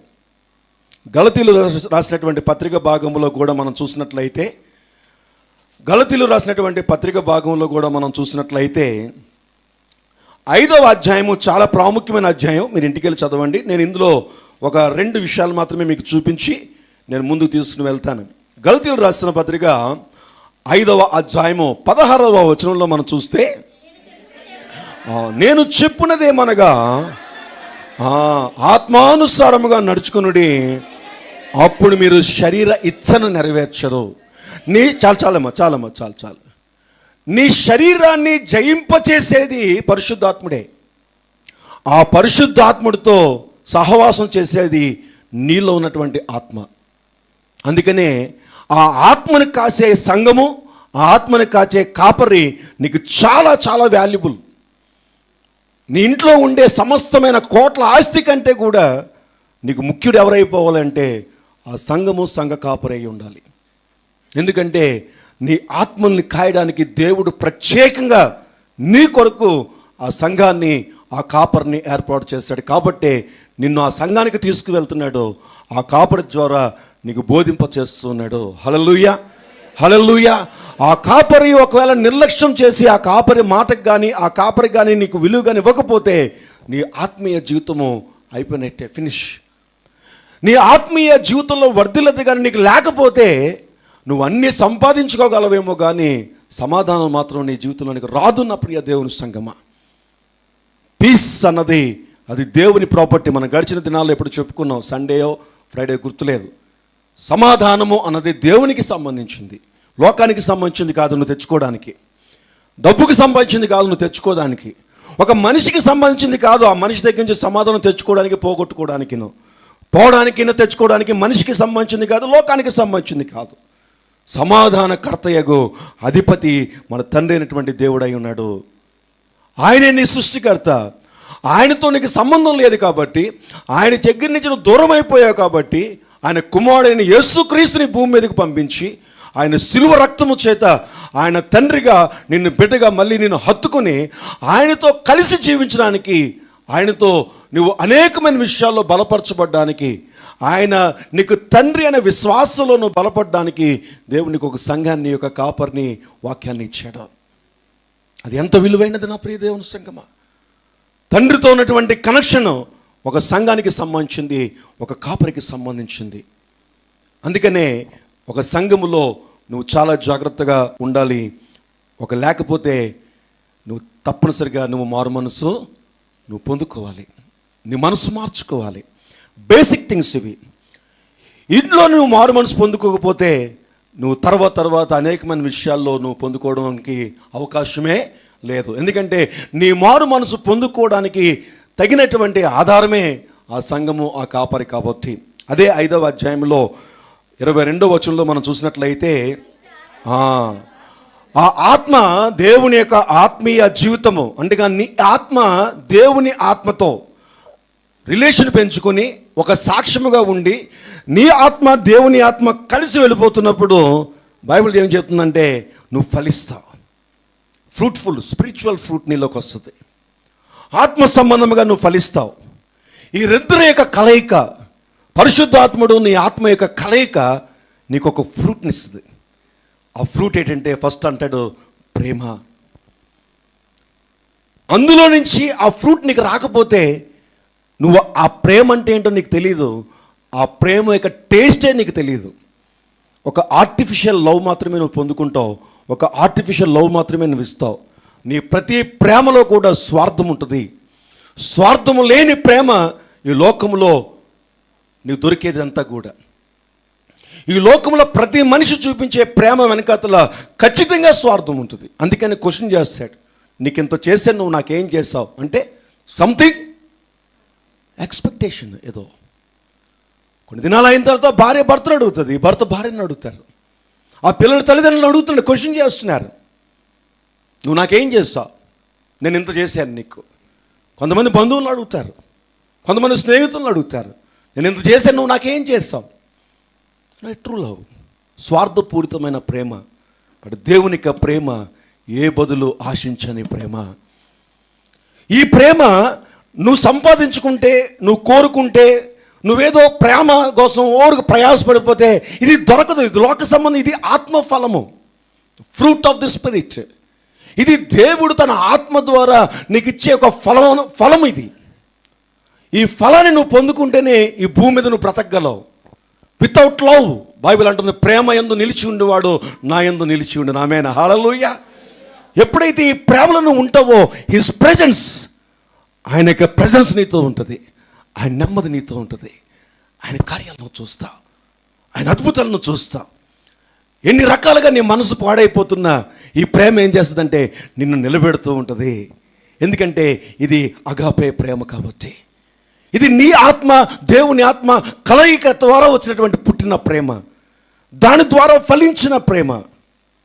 నీ ఆత్మ దేవుని ఆత్మ కలయిక ఒక సంఘముతో, ఒక కాపరితో ముడిపెట్టబడి ఉంది. జాగ్రత్త. ఇక్కడ ఎప్పుడైతే ఈ రిలేషన్ కట్ అయిపోయిందో, నీ ఆత్మని కాచే కాపరితో, నీ ఆత్మని కాచే సంఘముతో ఎప్పుడైతే నువ్వు సంబంధాన్ని పక్కన పెట్టేసుకుని ఒక యూట్యూబ్ మీద ఆధారపడి, ఒక లైవ్ మీద ఆధారపడి, ఒక ఫేస్బుక్ మీద ఆధారపడి, లేదా ఒకరోజు ఒక చోటికి, ఒకసారి ఒక చోటుకి వెళ్ళి వాక్యమే కదా అనుకుంటే వాక్యము కాదు కావలసింది, కాపరి కావాలి నీకు. ఏ కాపరి కావాలి? నీ ఆత్మను కాచే కాపరి కావాలి నీకు. ఆత్మను కాచే కాపరి లేకపోతే అది ఎంత వాక్యమైనా సరే, బైబిల్ చెప్తుంది, అది ప్రయోజనం ఉండదు, నీకు ప్రయోజనం ఉండదు. వాక్యము దేవుడు నీకు ఇచ్చినటువంటి ఆ ఆత్మని కాచే ఆ కాపరికి ఎలా మాట్లాడాలో దేవుడు నేర్పిస్తాడు. ఇక్కడ కొంచెం, అక్కడ కొంచెం తెలియదు. ఆ తల్లికే తెలుస్తుంది. ఆడ అన్నం తింటాడా, ముందు కూర తింటాడా, అన్నం తింటాడా, ముందు పెరుగుతో తింటాడా, ముందు లేదా కూరతో తింటాడా అని ఎవరికి తెలుసు? ఆ తల్లిదండ్రులకి తెలుస్తుంది. కొంతమంది ముందు పెరుగన్నం తింటాడు, తర్వాత కూర అన్నం తింటాడు, ఆ తర్వాత చారు వేసుకు తింటాడు, మళ్ళీ పెరుగు వేసుకు తింటాడు. ఈ క్రమం ఎవరికి తెలుస్తుంది? ఎవరింటికన్నా వెళ్ళి మళ్ళీ అలా పెట్టుకుంటే వాడు కంగారు పెట్టడం, వీడి కంగారు పెట్టడం జరుగుతుంది. కాబట్టి ఒక సంఘానికి నువ్వు వెళుతున్నప్పుడు ఆ సంఘ కాపరికి నీ ఆత్మీయ జీవితం తెలుస్తుంది. ఈరోజు ఇక్కడ, ఆ రోజు అక్కడ, ఆ రోజు అక్కడ, ఆ రోజుకి వెళ్తే ఆ కాపరికి తెలియదు. వాక్యం చెప్తాడు, ఆ వాక్యం. అందుకని అంటాడు, ఉపదేశకులు ఎన్ని వేల మంది ఉన్నా పర్వాలేదు, తండ్రి ఒక్కడే ఉండాలి నీకు. ఆ తండ్రికే తెలుస్తుంది నువ్వేంటో. ఈ రోజున ఉపదేశకులు అనేక మంది ఉన్నారు, అది కాదు నీకు కావాల్సిన. ఉపదేశకులు వద్దా? కావాలి, ఖచ్చితంగా కావాలి. కానీ ఉపదేశకులు ఎంతమంది ఉన్నా సరే నిన్ను పెంచి పోషించే ఆత్మీయ తండ్రి చాలా నీకు అవసరం. ప్రేమ అది ఆత్మఫలము. నీ ఆత్మని తెలుసుకొని, నీ ఆత్మీయ జీవితం తెలుసుకొని, నువ్వు దేవునితో ఉన్న రిలేషన్ తెలుసుకొని, నీ ఆత్మీయ జీవితాన్ని ఎప్పటికప్పుడు గమనించి ఎప్పటికప్పుడు సరిచేసేవాడు నీ సంఘ కాపరి. ఈ రోజున అదే ఇష్టపడటం లేదు సంఘము. నన్ను సరిచేయడానికి ఆయన ఎవరు? దేవుడు ఏర్పాటు చేశాడు. దేవునికి నీకు మధ్యవర్తి యేసుక్రీస్తు ఎలాగో, దేవునికి దగ్గరికి నిన్ను నడిపించేవాడు పరిశుద్ధాత్మ దేవుడు ఎలాగో, వాళ్ళతో నిన్ను కనెక్ట్ చేసేవాడే సంఘ కాపరై ఉన్నాడు. మెయిన్ హల్లెలూయా, హల్లెలూయా. గ్రూప్ ఎగ్జామ్స్ రాయడం చాలా ఇంపార్టెంటే, కానీ దానికి కావాల్సినటువంటి ప్రిపరేషన్ చేసేవాడు కావాలి నీకు. మధ్యాహ్నం కొండ వెల్లగాడు వెళ్ళాను. మధ్యాహ్నం అక్కడ ఇంకొక షాప్ ఓపెన్ చేశాడు జేమ్స్, ప్రార్థన చేయండి, వేరే బ్రాంచ్ ఒకటి. కొండ వెల్లగాడులో మళ్ళీ ఇంకొక షాప్ ఓపెన్ చేశాడు. ఎవరిని పిల్లలేదు, అందుకని ఎవరికి చెప్పలేదు. సో మేము పాస్టర్ గారు వెళ్ళాం, ప్రార్థన చేసి వచ్చాం. లక్ష్మి వాళ్ళ అబ్బాయి ఉన్నాడు అక్కడ వెళ్ళేటప్పటికి. ఏ లక్ష్మి? అదే చంద్రలక్ష్మి. ఇంటి పేర్లు మార్చేయడమే మనం, తప్పదు, ఎందుకంటే లక్ష్మి లెక్క వెళ్ళిపోయారు మనకి. కాబట్టి ఈ లక్ష్మి ఏమో చంద్రలక్ష్మి, ఈ లక్ష్మి ఏమో విజయనగరం లక్ష్మి. వాళ్ళ ఇంటి పేరు విజయనగరం అయిపోయింది. ఆ లక్ష్మి ఇంటి పేరు ఏమో చంద్ర అయిపోయింది, చంద్రలక్ష్మి. వాళ్ళ అబ్బాయి ఉన్నాడు అక్కడ. వాళ్ళ అబ్బాయి ఉంటే వాళ్ళ అబ్బాయి గురించి ఏంటని చెప్పి ఎంక్వైరీ చేశాను. అసలు ఏంటి ఈ పరిస్థితి, ఏంటి పుట్టుపూర్వోత్తరాలు ఏంటి, అసలు ఇక్కడికి ఎందుకు వచ్చాడు, ఇక్కడ ఎంతకాలం ఉంటాడు ఏంటి అని మామూలుగా అడుగుతాం కదా. అడిగితే జేమ్స్ అన్నాడు, పాస్టర్ గారు అండి ఆర్మీకి ప్రిపేర్ అవుతున్నాడు, ఎగ్జామ్ రాశాడు, పాస్ అయిపోయాడు, ఇప్పుడు నెక్స్ట్ తను రన్నింగ్ కాంపిటీషన్ ఉంటుంది అని చెప్పి ఒక మాట అన్నాడు. ఇక్కడ ఒక ఆయన ఉన్నాడండి, ఆయన మంచి ట్రైనర్. ఆయన దగ్గర ట్రైనింగ్ అయినటువంటి స్టూడెంట్స్లో 85% సెలెక్ట్ అయిపోయారండి. అందుకని ఇక్కడ ఉండమన్నాను, అది అయ్యేంత వరకు పాస్టర్ గారు ఇక్కడ ఉంటాడని పర్మిషన్ తీసుకున్నాడు అనమాట. దానికోసం నేను అన్నీ చెప్పాడు. చేసి ఇక్కడ ఉంటాడండి, ఇక్కడ ఈ రన్నింగ్కి ఉంటాడు. సో తన మెయిన్ గోల్ ఏంటి? ఆర్మీలో సెలెక్ట్ అవ్వాలి. దానికి సబ్ గోల్ ఏంటి? రన్నింగ్. సో ఇది సబ్ గోల్ అంటాం, అది మెయిన్ గోల్ అంటాం. మన లైఫ్లో మనం సబ్జెక్ట్స్ చెప్పుకున్నప్పుడు బైబిల్ కలర్స్ చెప్తూ ఉంటాం ఇవన్నీ కూడా. సో ఈ సబ్ గోల్ ఏంటి? రన్నింగ్. ఓకేనండి. దాంట్లో నీవు సక్సెస్ అవుతేనే నువ్వు ఆర్మీలోనికి సక్సెస్ అవుతావు. ఈ రెండిటికి నడిపించేవాడు ఈ ట్రైనరే సంఘ కాపరి. ఆమేన్. హల్లెలూయా. ఈ ట్రైనరే నీకు సరిగ్గా లేకపోతే, ఈ ట్రైనర్తో నువ్వు సరిగ్గా మాట్లాడకపోతే, సరైన ట్రైనర్ని నువ్వు పెట్టుకోకపోతే, అది చాలా విలువైనదే. ఆర్మీ రన్నింగ్ అనేది చాలా విలువైనదే, కానీ విజయం నీకు రావడం అన్నది జరగదు. తండ్రి అయినటువంటి దేవుని కార్యాలు గొప్పవే. ప్రభు అయినటువంటి యేసుక్రీస్తు ఖచ్చితంగా నీకు ఆయనకి మధ్యవర్తిగా ఉన్నాడు. పరిశుద్ధాత్మ దేవుడు ఖచ్చితంగా నిన్ను నడిపిస్తున్నాడు, అందులో డౌట్ లేదు, ఏమాత్రం డౌట్ లేదు. ఆయన ఆలోచన నీకు ఇస్తున్నాడు, ఆయన ఫలాలు నీకు ఇస్తున్నాడు. బట్ వీటన్నిటిలో కూడా నిన్ను ట్రైన్ చేసి నీ ఆత్మ దేవుని ఆత్మతో కనెక్ట్ చేయడానికి కష్టపడేవాడు, శ్రమపడేవాడు, ఇబ్బంది పడేవాడు, ప్రయాసపడేవాడు నీ సంఘ కాపరి. అందుకనే ఆ సంఘానికి, ఆ కాపరికి నువ్వెంత విలువిస్తే అంతగా నీ ఆత్మీయ జీవితం వర్ధిల్లుతూ ఉంటుంది. అంతగా నీ ఆత్మీయ జీవితంలో ఎంతకైతే వర్ధిల్లుతున్నావో ప్రేమ అంటే ఏంటో నీకు తెలుస్తుంది. నిజమైన దేవుని ప్రేమ ఫ్లో అన్నది నీకు తెలుస్తుంది. నేను అన్ని వాక్యాలు చూపించట్లేదు, కానీ రోమియోలు రాసిన పత్రిక అంటాడు, పరిశుద్ధాత్మ దేవుడట ప్రేమని నీ హృదయంలోని కుమ్మరింప చేస్తాడని ఉంటుంది బైబిల్లో. పరిశుద్ధాత్మ దేవుడట ప్రేమని నీ హృదయంలోనికి ఏం చేస్తాడట? కుమ్మరింప చేస్తాడట. అప్పుడు నిజమైన ప్రేమ అంటే ఏంటో తెలుస్తుంది. ట్రూ లవ్ అన్నది లోకంలో ఎక్కడా నీకు దొరకదు. నీ తల్లి దగ్గర కూడా దొరకదు. అందుకే ఒక పాట అంటే, తల్లి మరిచిన నేను మరవను. వాక్యంలోనే ఉంది, తల్లి మరిచిన నేను మరవను అని బైబిల్ ఉంటుంది. అంటే తల్లి ప్రేమ కంటే ఇంకా గొప్ప ప్రేమ ఏమైనా ఉందంటారా లోకంలో? తల్లి ప్రేమ కంటే గొప్ప ప్రేమ ఏమైనా కాలిక్యులేషను? నేను చెడ్డ తల్లి గురించి మాట్లాడలేదు. మళ్ళీ మీ మొఖాలు ఎలాగ ఉన్నాయంటే, నాకు పాస్టర్ గారు కొన్ని గయ్యాల తల్లులు ఉంటారు కదండి అన్నట్టుగా చూస్తున్నారు. ఏదో మీ మొఖాలని చదివేసినట్టు చెప్పాడు. నేను దాని గురించి మాట్లాడటం లేదు, జనరల్గా ప్రేమ గురించి మాట్లాడుతున్నాను. తల్లి ప్రేమ మించినటువంటి ప్రేమ ఎవరు ఇవ్వలేరు. దేవుని యొక్క వాక్యం చెప్తుంది, దానికి మించిన ప్రేమ దేవునికి ఇస్తాడు. ఈ రోజున ఆ ప్రేమ లేక మనిషి విలవిల్లాడిపోతున్నాడు. ఆ ప్రేమ దొరక్కే ఏదో ప్రేమ అటు ఇటు పరిగెడుతున్నాడు, చివరికి దొరకట్లేదు. అల్లాడిపోయి బ్రతుకు నాశనం చేసుకుని, జీవితాన్ని నాశనం చేసుకుని, అయ్యో వీడు ప్రేమిస్తున్నాడని చెప్పి అన్నాడండి, అందుకని వచ్చానండి, నా బ్రతికలాగా అయిపోద్ది అనుకోలేదని చెప్పి రోడ్ల మీద పడి ఏడుస్తున్నారు జనాలు. ఎందుకో తెలుసా? వాళ్ళకి తెలియంది. నీకు తెలిసింది ఏంటంటే, ఆ ప్రేమ ఎప్పటికైనా వాడు బ్రతుకుని రోడ్డు మీదకే తీసుకొస్తుంది. ఒక మనిషి ప్రేమ మీద ఆధారపడిన ఎవడైనా సరే ఒకరోజు రోడ్డు మీదకే రావాలి. కానీ దేవుని ప్రేమ నిన్ను నిరంతరము కాపాడుతుంది, నిరంతరము నిన్ను ప్రొటెక్ట్ చేస్తుంది, నిరంతరము నీకు సహాయం చేస్తుంది. ఆ దేవుని ప్రేమ ఆత్మఫలం. అది ఆత్మఫలం, అది ఆత్మచేత ఫలించే ఫలం. అది నీ ఆత్మ, దేవుని ఆత్మ ఒకరికొకరు సాక్ష్యాలు చెప్పుకోవాలి, ఒకరికొకరు మాట్లాడుకోవాలి, ఒకరికొకరు డిస్కస్ చేసుకోవాలి, ఒకరు ధ్యానం చేసుకోవాలి. వాళ్ళిద్దరూ కలిసి ప్లాన్ చేసుకొని నీ లైఫ్లోనికి నిన్ను నడిపించడానికి ఇష్టపడాలి. ఆ యూనిటీ వారికి రావాలంటే సంఘము, కాపరే నీకు ఆధారము, వేరే ఆధారం నీకు లేదు. నా ప్రియ దేవుని సంఘం, ఆఫ్కోర్స్ ఉపదేశకులు చాలామంది నీకు దొరకచ్చు. ఏ స్థలాలకు వెళ్ళిపోయినా యూట్యూబ్ ఓపెన్ చేస్తే గొప్ప గొప్ప సేవకుల వాక్యాలు విని బలపడిపోవచ్చు. బట్ అందులో నీ ఆత్మ వర్ధిల్లత లేదు. జాగ్రత్త.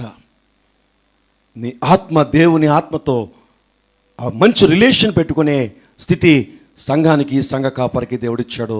వారిని ఆత్మీయ తండ్రి, ఆత్మీయ సంఘము అన్నాడు. ఆమేన్. హల్లెలూయా. నా ప్రియ దేవుని సంఘమా, ప్రేమ తర్వాత ఏమన్నాడు? సంతోషము. ఈ రోజున లేనటువంటి విషయాలండి. ఈ రోజున మనుషుడు అల్లాడిపోయే విషయాలు ఇవన్నీ కూడా. ఎంత ధనం ఉన్నా, ఎంత ఆస్తి ఉన్నా, వాడు అనుకున్న ఎన్ని రకాలుగా కోరుకుంటున్నా సరే, ఎంత సక్సెస్ అయిపోయినా, ఈ మాట మాట్లాడుతున్నాను అందుకే, సక్సెస్ నీకు నా ఉద్దేశంలో సంతోషం ఇవ్వదండి. నువ్వు అనుకుంటావు సక్సెస్ అని. సక్సెస్ కాదు సంతోషం అన్నది డిఫరెంట్. అది దేనికి సంబంధించింది కాదు, అది ఆత్మకు సంబంధించింది, అది దేవునికి సంబంధించింది మాత్రమే. ఒక సంతోషం నీకు రావాలి అంటే, ఒక ఆనందం నీకు రావాలంటే బీచ్ దగ్గరికి వెళ్ళి కూర్చుంటే రాదండి, అది ఆర్టిఫిషియల్ జాయ్. అలాగైతే ఈ రోజున ఎన్నో రాత్రులు మేము బీచ్ రోడ్లో కూర్చుని పడుకున్న రోజులు ఉన్నాయి. ఇప్పుడు నేను ఎగిరి గంతులేస్తూ ఉండాలి. బతుకంతా పాడైపోయిన తర్వాత ప్రభువుని పట్టుకున్న తర్వాత నిజమైన సంతోషం పొందుకున్నాను. ఆమేన్. హల్లెలూయా, హల్లెలూయా. మేము కాకినాడ బీచ్లో అట్లోని మా యొక్క నైట్ సిట్టింగ్ అంతా బీచ్లే. మేము తిరిగే టైంలో రాత్రి అయితే బీచ్ల దగ్గరికి వెళ్ళి పడుకునే వాళ్ళం. చక్కగా పొద్దున ఎప్పుడో వచ్చేవాళ్ళం. చక్కగా రాత్రి ఆ కెరటాలు చూస్తూ భలే ఉన్నారా కెరటాలు అంటే గిటార్లు పట్టుకుని వెళ్ళిపోయి చక్కగా గిటార్లు ప్లే చేసుకుంటూ కాకినాడ బీచ్ దగ్గరకి వెళ్ళిపోయి ఆ చివర వాకిలిపూడి దగ్గర ఆ మూలకి వెళ్ళిపోయి మా వాళ్ళందరూ మంచి గిటారిస్టులు అందరూ కూడా అందరూ గిటార్స్ అన్నీ పట్టుకెళ్ళిపోయి చక్కగా దాంతోపాటు అమ్మాం పట్టుకెళ్ళిపోయి చక్కగా గిటార్ ప్లే చేస్తూ ఆ కెరటాలు చూస్తూ భలే ఉన్నారు ఆ కెరటాలు. సూపర్ బా, ఈ జాయ్ ఎంతమందికి లేదురా, అందరూ పిచ్చోళ్ళరా, మనం అంతా హ్యాపీరా, అదిరా ఇదిరా గంతులు వేసుకుంటూ గిటార్ ప్లే చేస్తే మొత్తానికి ఆ జీవితమే లేకుండా అయిపోయింది. చివరికి బ్రతికే లేకుండా అయిపోయింది. నాకు బతుకు సర్వనాశనం అయిపోయింది. అప్పుడు ప్రభువుని తెలుసుకుని ప్రభు యొక్క వాక్యంలో బలపడుతున్నప్పుడు మరలా నిజమైన సంతోషం అంటే ఏంటో ఇచ్చాడు. Amen. Hallelujah, hallelujah. The true joy. ఈ సంతోషం కోసం నువ్వు ఎక్కడెక్కడికో పరిగెట్టక్కర్లేదు. సంఘానికి కాపరికి విలువ చాలు, చాలు. ఆటోమేటిక్గా సంతోషం అంటే ఏంటో నువ్వు చూస్తావు. ఈ రోజున నువ్వు మారు మనసు పొందుకోవాలి, రిపెంట్ అవ్వాలి. ఈ రోజున నువ్వు మారు మనసు పొందుకోవాల్సింది, నీ మనసును మార్చుకోవాల్సిన విషయాలు చాలా ప్రాముఖ్యమైనటువంటి విషయాలు ఇవి. సంతోషము, తర్వాత ఏమంటున్నాడు? సమాధానము, పీస్, దీర్ఘశాంతము అనుకుంటాం కదా చాలాసార్లు. నేను చాలా ఓపిక పడదామని ట్రై చేస్తున్నానండి. ఎంత ట్రై చేసినా సరే నేను ఒక టైం వచ్చేటప్పటికి ఇలాగనండి. ఒకసారి ఉన్నాయా ఇలాగా ఎవరికన్నా? ఎంతమందికి ఉన్నాయి? ఒప్పుకుందాం అండి. ఎవరికి లేవా? మీరు ధన్యులండి బాబు, అన్ని విషయాల్లోనూ మీరు ధన్యులే, మీ టీం అంతా. ప్రైజ్ లార్డ్, ఆమేన్, హల్లెలూయా. దీర్ఘశాంతము. కొంతమంది నన్ను అడుగుతూ ఉంటారు, ఎంత ఎంత ఎంత టైం నేను పేషెంట్గా ఉండాలండి, పేషెన్సీ చూపించాలండి, ఎంతకాలం నేను దీర్ఘశాంతంగా ఉండాలి? శాంతం శాంతం అంటే నా యొక్క నెమ్మది వాళ్ళకు అలుసైపోయిందట. ఏంటట చెప్పండి ఒకసారి. నేను శాంతంతో ఉంటే వాళ్ళు దాన్ని ఏం చేస్తున్నారట? అలుసుగా తీసుకుని వాళ్ళు ఇంకా రేగిపోతున్నారట. నేను అంటాను, నీ వల్ల దొరికేది కాదు అది. దీర్ఘశాంతం అన్నది నువ్వు ఏదో ట్రైనింగ్ సెంటర్స్ లేవు, దానికేమీ సెంటర్స్ లేవు. ఉన్నది ఒకటే సెంటరు, అదే క్రీస్తు సంఘము, దేవుని జీవం గటువంటి సంఘము. ఆ సంఘ కాపరి ద్వారా, ఆ సంఘము ద్వారానే ఆత్మ ఫలంలోంచి నీకు వస్తుంది. ఆమేన్, హల్లెలూయా. ఎందుకు సంఘము కాపరి అన్నానంటే, ఆ కాపరి నీ ఆత్మల్ని కాస్తాడు, నీ ఆత్మల్ని దేవుని ఆత్మతో సన్నిధానం చేస్తాడు. రెండు కలవడానికి ప్రయత్నం చేసేవాడు ఎవరైనా ఉన్నారంటే నీ సంఘ కాపరే. ఎవరు చేస్తారండి నీ ఆత్మీయ జీవితాన్ని కట్టేది? ఎవరు? ఒక బిలీవర్ మహా అయితే 2 సార్లు ప్రార్థన చేస్తాడు, 2 సార్లు నడిపిస్తాడు. నువ్వేమైనా గట్టిగా అన్నావు అంటే పా అని చెప్పి పక్కపోతాడు. సంఘంలో జరిగేది అదే కదా. మీ మధ్యలో జరగట్లేదా? డైరెక్ట్గా అడిగితే వాళ్ళ కోసం నడిపిస్తూ ఉంటావు. వాళ్ళు ఏమన్నా కొంచెం అటు ఇటు అన్నారు అనుకోండి, ఏం చేస్తావమ్మా? మొన్న కదా మాట్లాడుకున్నాం మనం. కనీసం వాళ్ళు మా పలకించిన సరే పలకట్లేదు అనుకుంటే ఏం చేస్తాం? బా అక్క అంటాం. ఏమంటాం? చెప్పరే, నేను ఒక్కనే నేను దొరకాలి అందరికీ. కానీ కాపరి ఆ కాపరిని ఎన్నన్నా, ఆ కాపరిని తిట్టినా, ఆ కాపరిని దేశించినా, ఆ కాపరిని నిర్లక్ష్యం చేసినా, ఆ కాపరిని ఇష్టంగా మాట్లాడుతున్నా, ఆ కాపరిని కనీసం పురుక్కంటే హీనంగా చూస్తున్నా, ఎదురుగా ఒకలాగా పక్కకు వెళ్ళి మాట్లాడుతున్నా, ఆ మాటలు మళ్ళీ పాస్టర్ గారికి వింటున్నా, మళ్ళీ అమ్మ బాగున్నావు, అమ్మా ప్రార్థన చేస్తున్నావా, నీ కొరకు నేను ప్రార్థన చేస్తున్నానమ్మా, నువ్వు చక్కగా దేవుళ్ళో నడవాలి, వాక్యంలో ఉంటున్నావా, మళ్ళీ నీకు బుద్ధి రాదు, నువ్వు సరిగ్గా ఉండలేదే ఏంటి, ఇన్ని జరిగినా సరే మళ్ళీ నువ్వు సరిగ్గా ఉండలేదే. ఆత్మల్ని కాచేవాడు ఎక్కడ దొరుకుతాడు నీకు? ఆ కాపరి. లోకమంతా వెళ్ళిన ఒకరు నీకు ఉపదేశించేవాళ్ళు దొరుకుతారు, వాక్యాన్ని చెప్పేవాళ్ళు నీకు దొరుకుతారు. కానీ నీ ఆత్మల్ని కాచేవాడు దొరకడు. ఆత్మల్ని కాచేవాడు కావాలి నీకు. అదే ఒక సంఘ కాపరి. హల్లెలూయా, హల్లెలూయా. నీకంటూ ఒక సంఘం ఉండాలి. ఆ సంఘ కాపరి నీకంటూ ఒక కాపరి ఉండాలి.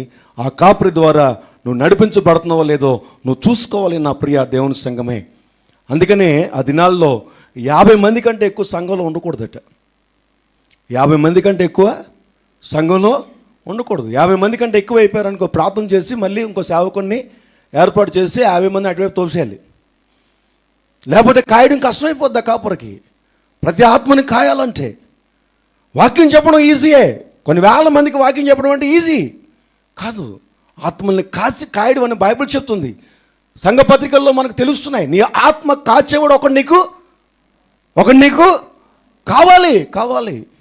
తల్లిదండ్రులు లేనటువంటి వాళ్ళ జీవితాలు ఎలాగ ఉంటాయండి? తండ్రి లేకపోతేనే విలవిల్లాడిపోతున్నారు. చూస్తున్నాం మన సంఘంలో చాలా కుటుంబాలు. తండ్రి లేకపోతే ఆ పిల్లలు ఎంత డిస్టర్బ్ అవుతున్నారో, ఎంత లోన్లీనెస్ ఫీల్ అవుతున్నారో. తల్లి ఉన్నా సరే తండ్రి ఆదరణ లేకుండా ఉన్నటువంటి వాళ్ళు మన సంఘంలో చాలామంది ఉన్నారు. వాళ్ళని చూస్తే బాధ వేస్తూ ఉంటారు చాలాసార్లు.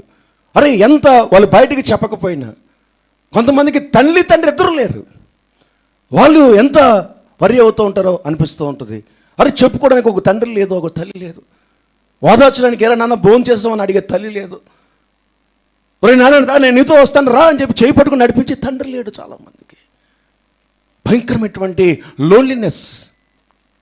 నా ప్రియ దేవుని సంగమా, ఈ లోక సంబంధమైనటువంటి జీవితాల్లోనే ఒక తల్లి తండ్రి లేకపోతే ఉన్న ఒంటరితనాన్ని నువ్వు అనుభవిస్తున్నప్పుడు, నీ ఆత్మ సంబంధమైన ఎంతో నీ శరీరాన్ని నీ జీవితాన్ని నిలబెట్టే ఆత్మ సంబంధమైన తండ్రి నీ దగ్గర లేకపోతే, ఒక తండ్రి యొక్క స్థానాన్ని నువ్వు గుర్తించడం చేత కాకపోతే, ఈ తల్లిదండ్రులు లేని వాళ్ళని నడిపించే వాళ్ళు చాలామంది ఉన్నారు.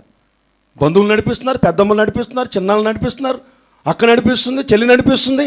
ఎంతమంది నడిపించిన తండ్రి లేని లోటు కనిపిస్తుంది ఖచ్చితంగా. తండ్రి లేని లోటే. అది ఎవడు తీర్చలేనిది అది.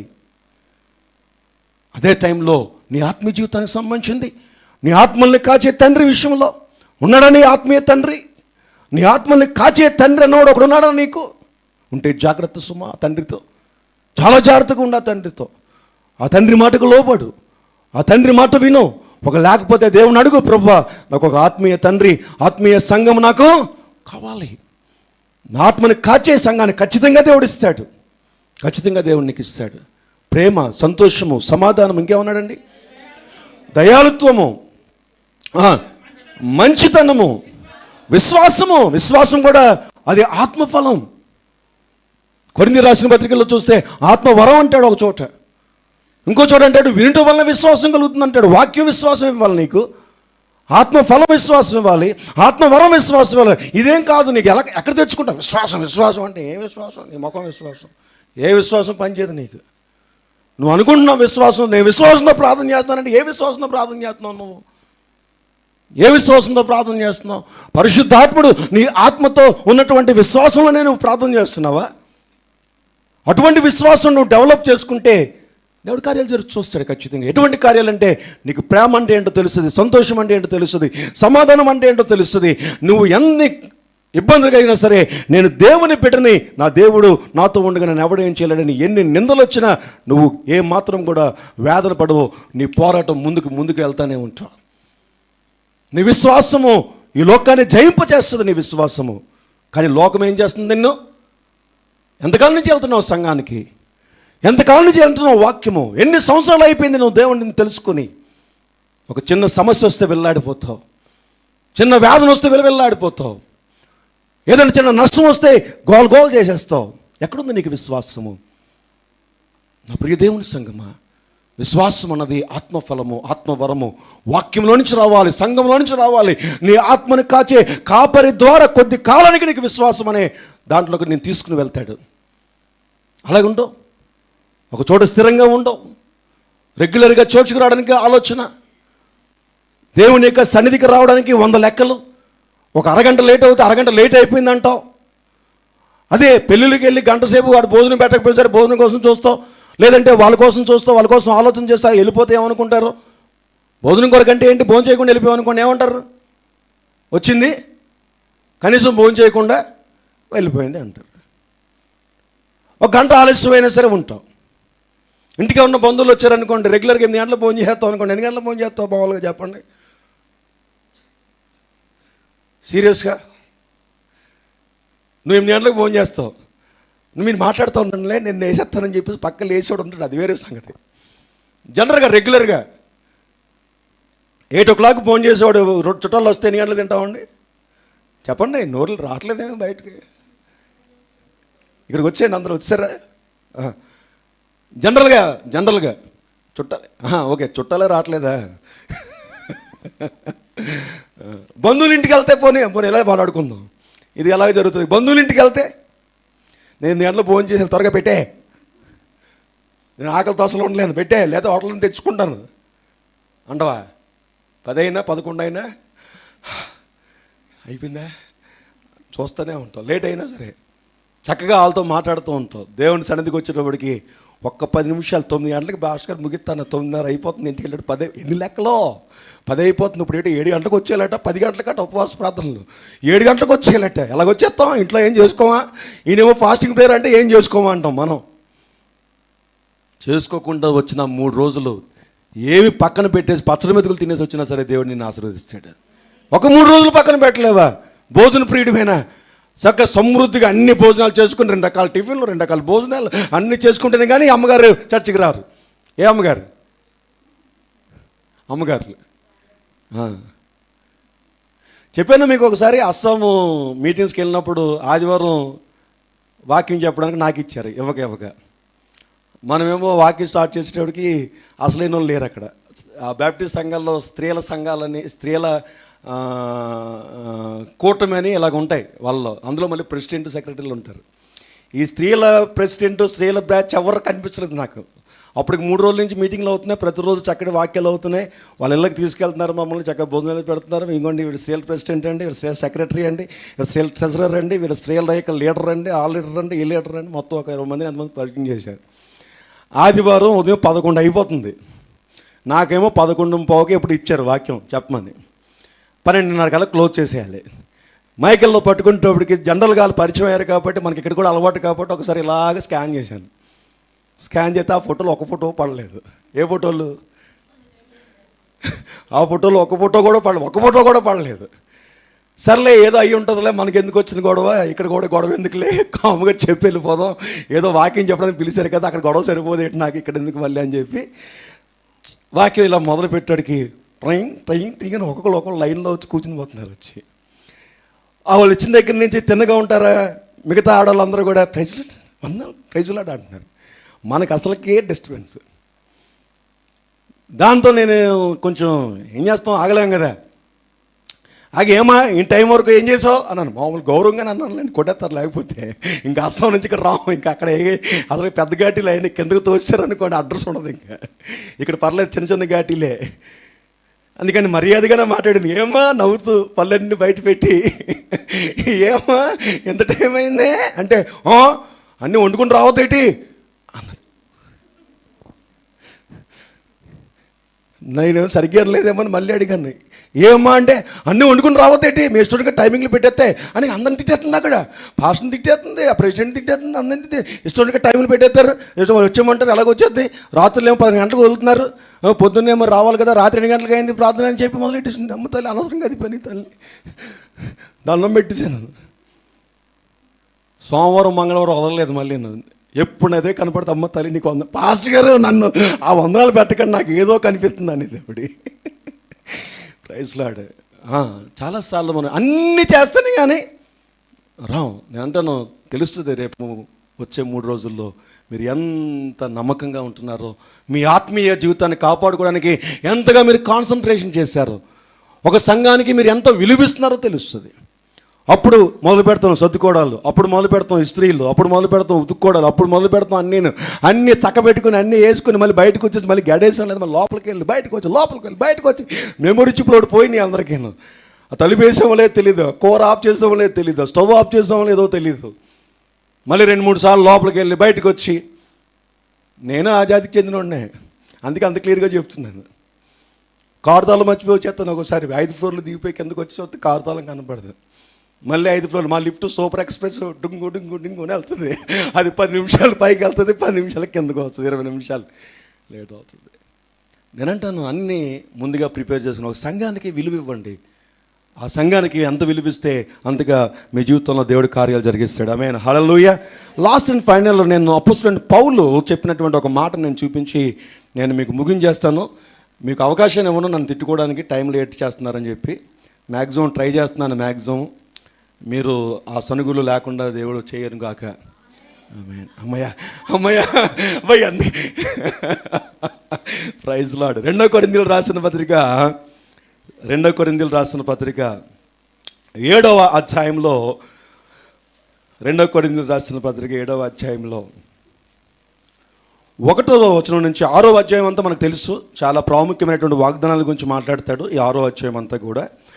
7వ అధ్యాయంలో అంతా చదివితే మనకి చాలా టైం పడుతుంది కాబట్టి మనం కొన్ని మాటలు మాత్రం నేను చూపిస్తాను. 1వ వచనం చదువుదాం ఫస్ట్. ప్రియులారా, మనకు ఈ వాగ్దానములు ఉన్నవి గనుక దేవుని భయముతో పరిశుద్ధతను శరీరమునకును ఆత్మనకును కలిగిన సమస్త కల్మషము నుండి, చూసారు అక్కడ ఆత్మ డివైడ్ చేస్తున్నాడు, శరీరమునకును ఆత్మను కలిగిన సమస్త కల్మషం మనం పవిత్రంగా చేయనని చెప్తూ, నేను 2 దగ్గర నుంచి నేను చదువుతాను, మీరు జాగ్రత్తగా వినండి. అక్కడ సంఘానికి అక్కడ ఆ దినాల్లో ఏంటంటే అపోస్తలుడైన పౌలు ఇలాగా అప్పట్లో లైవ్లు లేవు, ఫోన్లు లేవు, ఏమి కూడా లేవు, పత్రికలే రాసేవారు. ఆ పత్రికలే ఇవన్నీ కూడా. సో పౌలు ఒక చోటు ఉండినప్పుడు ఇంకో చోటకి పత్రికలు రాసి ఆ పత్రిక పంపించేవారు. అలాగే ఈ కొరింథీ సంఘానికి అపోస్తలుడైన పౌలు అక్కడ ఉన్నటువంటి సంఘస్థులందరికీ కూడా మెన్షన్ చేస్తూ రాస్తున్నాడు, మమ్మును మీ హృదయంలో చేర్చుకుని. నేను చదువుతాను, జాగ్రత్తగా మీరు ఫాలోఅప్ చేయండి. మేము ఎవరికి అన్యాయం చేయలేదు, ఎవరిని మేము చెరపలేదు, ఎవరిని మేము మోసం చేయలేదు, మీకు శిక్షావిధి కలుగవలనని నేను ఇలాగ చెప్పలేదు. చనిపోయినా కానీ జీవించినా కానీ మీరును మేమును కూడా ఉండవలనియు మీరు మా హృదయంలో ఉన్నారనియు నేను లోగడ చెప్పితిని కదా. ఎవరెవరితో చెప్తున్నాడు? కాపరి సంఘానికి చెప్తున్నాడు. ఒక కాపరి తన సంఘానికి రాస్తున్నాడు, తన సంఘానికి చెప్తున్నాడు, తన సంఘంతో మాట్లాడుతున్నటువంటి మాటలు ఇవన్నీ కూడా. మీ ఎడల నేను 4వ వచనం, మీ ఎడల నేను బహుధైర్యముగా మాట్లాడుచున్నాను, మిమ్మును గూర్చి నాకు చాలా అతిశయం కలదు, ఆదరణతో నిండుకొని ఉన్నాను, మా శ్రమ అంతటికి మించిన అత్యధికమైన ఆనందంతో ఉప్పొంగుచున్నాను. ఏమంటున్నాడంటే సంఘంతోని, నేను మిమ్మల్ని బట్టి నేను చాలా చాలా హ్యాపీ ఫీల్ అవుతున్నాను, మిమ్మల్ని బట్టి నేను చాలా అతిశయిస్తున్నాను, నేను చాలా ఆనందపడుతున్నాను అని చెప్తున్నాడు. చెబుతూ 5వ వచనం నుంచి మొత్తం వెర్షన్ కొంచెం మారుస్తాడు. పౌలు పత్రికలన్నీ అలాగే ఉంటాయి. మొదట్లో చూడండి, మీకు ఎప్పుడైనా చిన్నప్పుడు ఇంగ్లాండ్ లెటర్స్ రాసిన అనుభవాలు ఉన్నాయా? ఎవరికైనా? ఎంతమందికి ఉన్నాయి అవి లెటర్స్ రాసిన అనుభవాలు? ఇంగ్లాండ్ లెటర్స్ ముందు ఏమంటాడు, ముందు తర్వాత తిట్లు ఉంటాయి. ముందు ప్రియమైన అమ్మకి చాలా సంతోషంతో మీరు ఎలాగున్నారో, బాగున్నారా, నేను కూడా బాగున్నాను. ఫస్ట్ 2 పారాగ్రాఫ్లు సూపర్ ఉంటాయి, 3వ పారాగ్రాఫ్ నుంచి స్టార్ట్ అవుతుంది, ఏమనుకుంటున్నావే నేనంటే అని మొదలెడుతుంది. అంతే. కిందకు వచ్చేటప్పటికి మొత్తం లెటర్ చింపేసి అన్ని మాటలు ఉంటాయి. సో పౌలు కూడా పత్రికలు ఏ పత్రిక రాసినా సరే మొట్టమొదట శుభములు చెప్తూ రాస్తాడు. చక్కగా నిమ్మం బట్టి నేను అతిశయిస్తున్నాను అంటాడు. అని 5వ వచనం నుంచి, మేము మాసిదోనియాకు వచ్చినప్పుడు మా శరీరం ఏమాత్రం విశ్రాంతి లేదు, ఎటుపోయినను మాకు సమయం కలిగెను, వెలుపట పోరాటములు లోపట భయములు ఉండెను, అయినను దీనులను ఆదరించు దేవుడు తీతు రాక వలన మమ్ము ఆదరించను. ఇక్కడ ఏం జరిగిందంటే, తీతు అనేటువంటి తిమోతి కానీ తీతు కానీ పౌలు యొక్క శిష్యులు. ఈ తీతుని కొరింథీ సంఘానికి పంపించాడు. ఎవరు? పౌలు తీతుని పంపించిన తర్వాత తీతు కొద్ది కాలము కొరింథీ సంఘాన్ని వాక్యాల్లో బలపరిచి మళ్ళీ తిరిగి అపోస్తలుడైన పౌలు దగ్గరికి వచ్చేసాడు.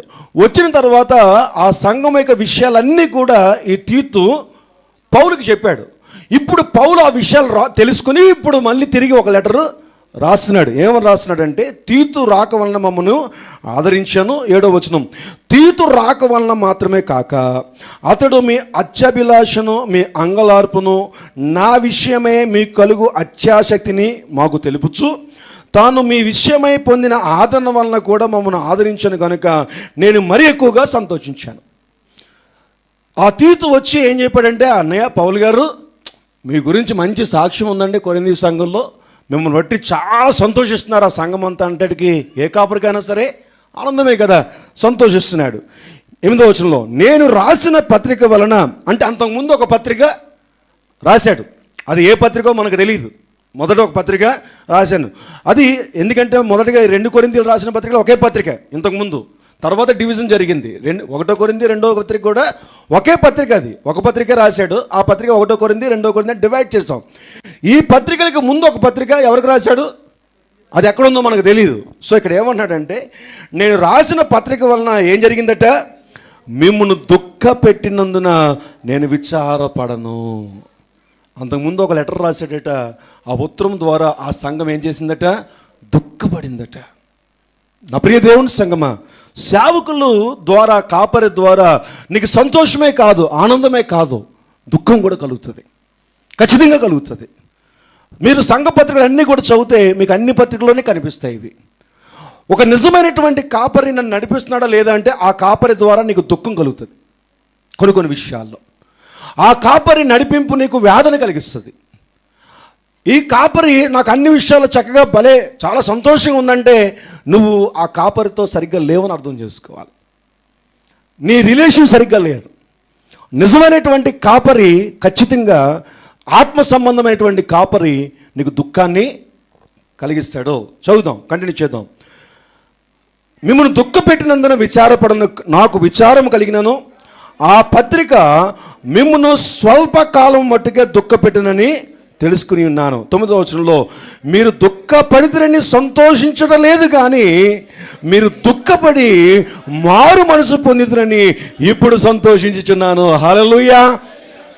ఒక సంఘానికి నువ్వు వెళుతున్నప్పుడు ఒక కాపరి దగ్గర నుంచి డైరెక్ట్గా ఇలాగ మైకులోంచి వస్తున్నటువంటి వాక్యం ద్వారా కానీ, లేదంటే ఈ ఫుల్ పీట్ దిగిపోయిన తర్వాత ప్రత్యేకంగా నీతో మాట్లాడుతున్నాడు, కాపరిగా నీతో మాట్లాడుతున్నప్పుడు ఆ మాటల ద్వారా కానీ, లేదంటే పర్సనల్గా నీతో మాట్లాడుతున్నటువంటి టైంలో కానీ ఆ మాటలు నీకు దుఃఖాన్ని కలిగిస్తే ఆ దుఃఖము ఎక్కడికి వెళ్ళాలంటే మారు మనసులోకి వెళ్ళాలి.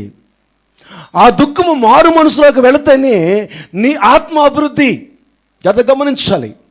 నువ్వు ఏ సంఘానికి అయితే వెళ్తున్నావో ఆ సంఘ కాపరి ద్వారా దుఃఖము కలిగించే విషయాలు ఏమైనా నీకు వినపడితే, ఒక హెచ్చరిక కానీ నీకు వస్తే, ఒక గద్దింపు కానీ నీకు వస్తే, ఆ గద్దింపు నీకు దుఃఖాన్ని కలిగిస్తే, ఆ సేవకుడు చెప్పిన మాటలకి నీకు చాలా మనసుకి వేదన కలిగిస్తే, ఆ దుఃఖము కోపంలోకి రానివద్దు. ఆ దుఃఖము మారు మనసులోకి వస్తే నీ ఆత్మ వర్ధిల్లుతుంది, నీ ఆత్మ వర్ధిల్లుతుంది. నా ప్రియ దేవుని సంగమ చూడండి, దుఃఖపడి మారు మనసు పొందితురని ఇప్పుడు నేను సంతోషించున్నాను. ఇప్పుడు మళ్ళీ హెబ్రీ 13:17 చూడక్కర్లేదు. సో దేవుని యొక్క మాట, దేవుని సేవకుని యొక్క మాటకు లోబడుతున్నప్పుడు ఆ సేవకుని యొక్క మాట నీకు అన్ని విషయాల్లో సంతోషాన్ని కలిగించదు. నీ సంఘ కాపరి యొక్క ప్రతి మాట కూడా నీకు ఆదరణ కలిగించదు. ప్రతి మాట కూడా నీకు చాలా హ్యాపీగా ఉద్యమాన్ని తీసుకురాదు. కొన్నిసార్లు నువ్వు వెళ్తున్నటువంటి ఆ సంఘంలో నేను నడిపిస్తున్నటువంటి ఆ ఆత్మ కాపరి నీ ఆత్మ లెక్క అప్పచెప్పవలసిన వారి చాలా జాగ్రత్తగా కాస్తున్నాడు. కాబట్టి ఆ ఆత్మని దేవుని ఆత్మతో సన్నిధింప చేయడానికి, ఆ రిలేషన్ పెంచడానికి కొన్నిసార్లు నీ మనసుకి గాయం కలిగించే మాటలు మాట్లాడవలసి వస్తుంది. నీ హృదయానికి గాయం కలుగుతుంది, నీ మనసుకి గాయం కలుగుతుంది. అప్పుడు ఆ సంఘాన్ని విడిచిపెట్టి వెళ్ళిపోవద్దు. ఆ కాపరి గురించి చెడ్డగా మాట్లాడద్దు, ఆ సంఘం గురించి చెడ్డగా మాట్లాడద్దు. నువ్వు దుఃఖాన్ని తెచ్చుకోవద్దు. ఎందుకు నన్ను గద్దించాడు? ఎందుకంటే ఇక్కడ ఏమన్నాడంటే, నేను ముందు రాసిన పత్రిక మీకు దుఃఖాన్ని కలిగించింది, మీకు దుఃఖాన్ని కలిగించినందుకు నేను సంతోషపడలేదు, కానీ ఆ దుఃఖము మారు మనసులోకి వచ్చినందుకు నేను సంతోషించాను. ఆమేన్. హల్లెలూయా, హల్లెలూయా. నా ప్రియ దేవుని సంగమా, ఒక కాపరి ఒక వ్యక్తిని ఏదైనా సరే, ఒక మనిషిని, ఒక ఆత్మని ఎప్పుడైనా సరే దుఃఖింప చేస్తున్నప్పుడు దానికి రెట్టింపు దుఃఖము పరిశుద్ధాత్మదేవుడు ఆ కాపరి కూడా ఇస్తాడు. మళ్ళీ ఆ కాపరి ఎప్పుడు సంతోషిస్తాడంటే, చెప్పినటువంటి ఆ గద్దింపుకి లోబడి మారు మనసు పొందుకుంటే ఆ కాపరి కంటే సంతోషించేవాడు కూడా ఉంటాడు. ఆమేన్. హల్లెలూయా, హల్లెలూయా. ఆ సంతోషమే దేవుని యొద్ద నుండి నీకు సంతోషం కలిగించేంత స్థాయికి తీసుకొస్తుంది. నేను కానీ చాలాసార్లు ఏం చేస్తామంటే, సంఘ కాపరి అంటే ఏం చేయాలంటే, నేను కాదనక నన్ను ఒకళ్ళు అడిగారు, స్ట్రైట్గా అడిగారు. ఏమడిగారంటే, పాస్టర్ గారు మేము చాలా సమస్యల్లో వస్తాం, మేము చాలా శ్రమల్లో, ఒత్తిడిదురుకుల్లో వస్తాం, ఆదరణ పొందుకోవడానికి వస్తాం. మీరు మా ఇంటికి వచ్చినప్పుడు మీరేదో కొంచెం మాటలు ఆదరణ పొందుకోవాలని పిలుస్తాం, మీ దగ్గర నుంచి కొన్ని మాటలు వినాలని పిలుస్తాం. మీరేమో వచ్చినప్పుడు మా హృదయాన్ని గాయం చేసి వెళ్ళిపోతున్నారు. మీరు వెళ్ళిపోయిన తర్వాత మాకు చాలా బాధ కలుగుతుంది. మీరు అలాగైతే ఎలాగ పాస్టర్ గారు అని నన్ను డైరెక్ట్గా అడిగినటువంటి వాళ్ళు ఉన్నారు. నేను అన్నాను, అయితే ఐఎమ్ సారీ, నేను అన్నిసార్లు నా వల్ల నీకు ఆదరణ దొరకదు. కొన్నిసార్లు నీకు ఆదరణ దొరుకుతుంది, కొన్నిసార్లు నేను రావటం వల్ల నీకు దుఃఖాన్ని కూడా కలిగిస్తాను. ఎందుకంటే నీ ఆత్మల్ని కాచేవాడిగా నిన్ను గద్దించవలసిన బాధ్యత నా మీద ఉంది, నిన్ను హెచ్చరించవలసిన బాధ్యత నీకు ఉంది. ఇది నువ్వు సరి చేసుకో, నువ్వు సరిగ్గా లేవు అని నిన్ను గట్టిగా మాట్లాడవలసిన అవసరం ఉంది. అప్పుడు నువ్వు దుఃఖపడడం కాదు, ఆ దుఃఖము ఎక్కడికి వెళ్ళాలంటే కోపంలోకి వెళ్ళకుండా ఆ దుఃఖము మారు మనసులోకి వస్తే నీ ఆత్మ దేవుని ఆత్మతో ఒక మంచి రిలేషన్ ఏర్పరచుకుంటుంది. ఆమేన్, హల్లెలూయా. కంటిన్యూ చేద్దామా? ఏలయనగా ఏ విషయంలో అయినా మా వల్ల మీకు నష్టము పొందకుండుటకై దైవ చిత్తానుసారంగా దుఃఖపడుతుంది. ఇప్పుడు అందరూ చదువుదాం 10వ వచనం. దైవ చిత్తానుసారమైన దుఃఖము రక్షణార్థమైన మారు మనసును కలుగ చేయను. ఈ మారు మనస్సు దుఃఖమును పుట్టించదు, అయితే లోక సంబంధమైన దుఃఖము మరణమును కలిగజేయను. జాగ్రత్తగా గమనించండి, నీ శరీర సంబంధమైనటువంటి కుటుంబంలో కొన్నిసార్లు లోక సంబంధమైన దుఃఖాలను పొందుకుంటావు. అది మారు మనసు పొందుకోవడానికి అవకాశం లేదు. ఆత్మీయ కుటుంబానికి వస్తున్నప్పుడు ఆత్మీయ తండ్రి ద్వారా నువ్వు కొన్నిసార్లు హెచ్చరించబడతావు, కొన్నిసార్లు నువ్వు గద్దించబడతావు, కొన్నిసార్లు నిన్ను హెచ్చరికతో నిన్ను నడిపించవలసిన పరిస్థితి వస్తుంది. అప్పుడు కూడా నీకేమొస్తుంది? దుఃఖమే వస్తుంది. ఆత్మీయ సంఘములో నుంచి, ఆత్మీయ కాపరి నుంచి వచ్చే ఏ దుఃఖమైనా సరే అది దైవ చిత్తానుసారమైన దుఃఖముగా నువ్వు అనుకుని నువ్వు మనసు మార్చుకుంటే నీ కార్యాలు దేవుడు చేయడం మొదలు పెడతాడు. ఆమేన్, హల్లెలూయా. లేచి నుంచి ప్రార్థన చేసుకుందాం. ఈ రాత్రికాల సమయంలో నువ్వు మారు మనసు పొందుకోవాలి. ఏ విషయంలో మారు మనసు పొందుకోవాలంటే ఒక గద్దింపు నువ్వు వచ్చినప్పుడు ఆ గద్దింపుకి లోబడే మనస్సు నీకు రావాలి. బైబిల్లో ఒక మాట ఉంటుంది, భక్తిహీనుడట ఎన్నిసార్లు గద్దించినా లోబడట, నీతిమంతుడట ఒక గద్దింపుకి లోబడతాడట. లోబడ్డం అంటే ఏంటంటే రిపెంట్. అన్నీ నీకే తెలిస్తే ఇంక నీకు సంఘం ఎందుకు దేవుడు ఇస్తాడు? అన్నీ నీకే తెలిస్తే కాపర్ని దేవుడు ఎందుకు ఇస్తాడు? నీకు తెలీదు. నీ ఆత్మీయ జీవితం గురించి నీకు తెలీదు. నీ ఆత్మీయ జీవితం గురించి నీకు నేర్పించడానికే దేవుడు కాపర్నిచ్చాడు. నీకు తెలియదు కాబట్టి. తెలిస్తే నీకెందుకు కాపరి? అందుకనే నీకు అన్ని విషయాలు తెలిస్తే నీకు సంఘము కాపరి అవసరం లేదు. నువ్వు నేర్చుకోవడానికి నీకు ఒక కాపరి కావాలి, నీకంటూ ఒక సంఘము కావాలి. ఆ సంఘము ద్వారా, ఆ కాపరి ద్వారా కొన్నిసార్లు నువ్వు దుఃఖపడే హెచ్చరికలు నీకు వస్తాయి, దుఃఖపడే మాటలు నీకు వస్తాయి. నువ్వు కోప్పడకుండా, వ్యతిరేకమైన మాటలు, ద్వేషపు మాటలు మాట్లాడకుండా నువ్వు సైలెంట్గా రిపెంట్ అయ్యి, అయ్యో ఇది ఆత్మ సంబంధంగానే నన్ను హెచ్చరించారా, ఇందులో నాకేమైనా మంచి ఉందా నువ్వు ఆలోచించుకుని నువ్వు సరి చేసుకుంటే నీ ఆత్మ దేవుని ఆత్మతో సాక్ష్యం చెప్పేంత స్థాయికి ఎదుగుతుంది. అప్పుడు ఆత్మ ఫలాన్ని నువ్వు ఫలిస్తావు, అప్పుడు విశ్వాసములను బలపడతావు, అప్పుడు నువ్వు చేయలేని గొప్ప కార్యాలు పరిశుద్ధాత్మ దేవుడు నీతో చేయించడం మొదలు పెడతాడు. నీ పక్కన 1000 మంది పడిపోయినా, నీ కుడి పక్కన 10,000 మంది కూలిపోయినా నువ్వు దేవుణ్ణి ఆశ్రయించే మనస్సు కలిగి ఉన్నావు కాబట్టి అపాయం నీ యొద్దకు రాకుండా దేవుడు కంచె వేస్తాడు. అంతేకాదు నేను బండ మీద నిలబెడతాడు. ఇదిగో తుఫాను వస్తుందట, వర్షం వస్తుందట, నువ్వు కదలవు మెదలకుండా దేవుడు నిన్ను కట్టడం మొదలు పెడతాడు. ఎత్తైనటువంటి కొండ మీద నిన్ను నిటారుగా నిలబెట్టి అనేక మందికి ఆశీర్వాదకరంగా నిలబెట్టేంతవరకు ఆయన కునుకడం, నిద్రపోవడం. కానీ నీకు కావాల్సింది నీలో ఉన్నటువంటి దేవుని యొద్ద నుంచి వచ్చిన ఆ ఆత్మల్ని కాచే ఆ సంఘానికి, ఆ కాపరికి నువ్వు లోబడాలి. కష్టమైన, నష్టమైన, శ్రమైన, వేదనైన, దుఃఖమైన నువ్వు అంటి పెట్టుకుని ఉండాలి. కష్టంలో కూడా, నష్టంలో కూడా. అందుకని అంటుంది, నీకున్నటువంటి ప్రతి విషయంలో కూడా వాక్యోపదేశం పొందువాడట. వాక్యోపదేశం ఎవరైతే ఇస్తున్నారో వారికట ఘనమైన వాటిలో కూడా నువ్వు పాలిభాగస్తును చేయాలి. నీ అన్ని విషయాల్లో కూడా, నీ వివాహ విషయాల్లో, నీ ఇంట్లో జరిగే ఘనమైనటువంటి విషయాల్లో, నువ్వు జరిగే ప్రతి విషయంలో కూడా ఆ కాపరి ఇన్వాల్వ్మెంట్ ఉండాలి నీ జీవితంలో. ఆ కాపరి యొక్క సలహా నీకు ఉండాలి. అప్పుడు నీవు గొప్ప కార్యాలు చూస్తావు. కొంతవరకే ఆ కాపర్ని నువ్వు పక్కన పెట్టడం వల్ల నీ జీవితంలో దుఃఖము, వేదన రావడానికి అవకాశాలు ఎక్కువ ఉంటాయి. నిన్ను ప్రేమించి దేవుడు ఒక సంఘాన్ని ఇచ్చాడు, నిన్ను ప్రేమించి నీకు ఒక కాపర్ని ఇచ్చాడు. ఆ కాపర్ని నిర్లక్ష్యం చేస్తే నీకు శ్రమ, ఆ సంఘాన్ని నిర్లక్ష్యం చేస్తే నీకు శ్రమ. పొందుకుంటావా మారు మనసు? అయితే రాత్రి 2 చేతులు పైకి చాపి, ప్రభువా ఈ భయంకరమైన దినాల్లో తండ్రి, నువ్వు నాకు ఇచ్చినటువంటి సంఘము నువ్వు ఇచ్చావని, నన్ను నడిపించే కాపరి నా ఆత్మీయ తండ్రి అని మేము తెలుసుకోవడానికి, శరీర ప్రకారంగా ఒక తండ్రికి మేము ఎలాగైతే లోబడాలో అంతకంటే మరి ఎక్కువగా తండ్రి, ఆత్మీయ తండ్రికి లోబడే మనస్సు మాకు దయచేయండి. సరి చేసుకునే జీవితాలను మాకు దయచేయండి. మా జీవితాలకు సంబంధించిన అన్ని విషయాల్లో కూడా మా ఆత్మీయ తండ్రిని పాలిభాగస్తులు చేయడానికి సహాయం చేయండి. ఒక తండ్రి వల్లే తనని గౌరవించడానికి, ఒక తండ్రి వల్లే తనను ఆదరించడానికి, ఒక తండ్రి వల్లే తనని ఘనపరచడానికి, ఒక తండ్రి వల్లే తనని సన్మానించడానికి మాకు మనస్సును దయచేయండి తండ్రి. ప్రభా, ఈ రాత్రికాల సమయంలో అటువంటి మనస్సు మాకు కావాలి, అటువంటి మారు మనస్సు మాకు కావాలి. సహాయము దయచేయమని మా ప్రభువును యేసు నామములో ప్రార్థిస్తున్నాం తండ్రి.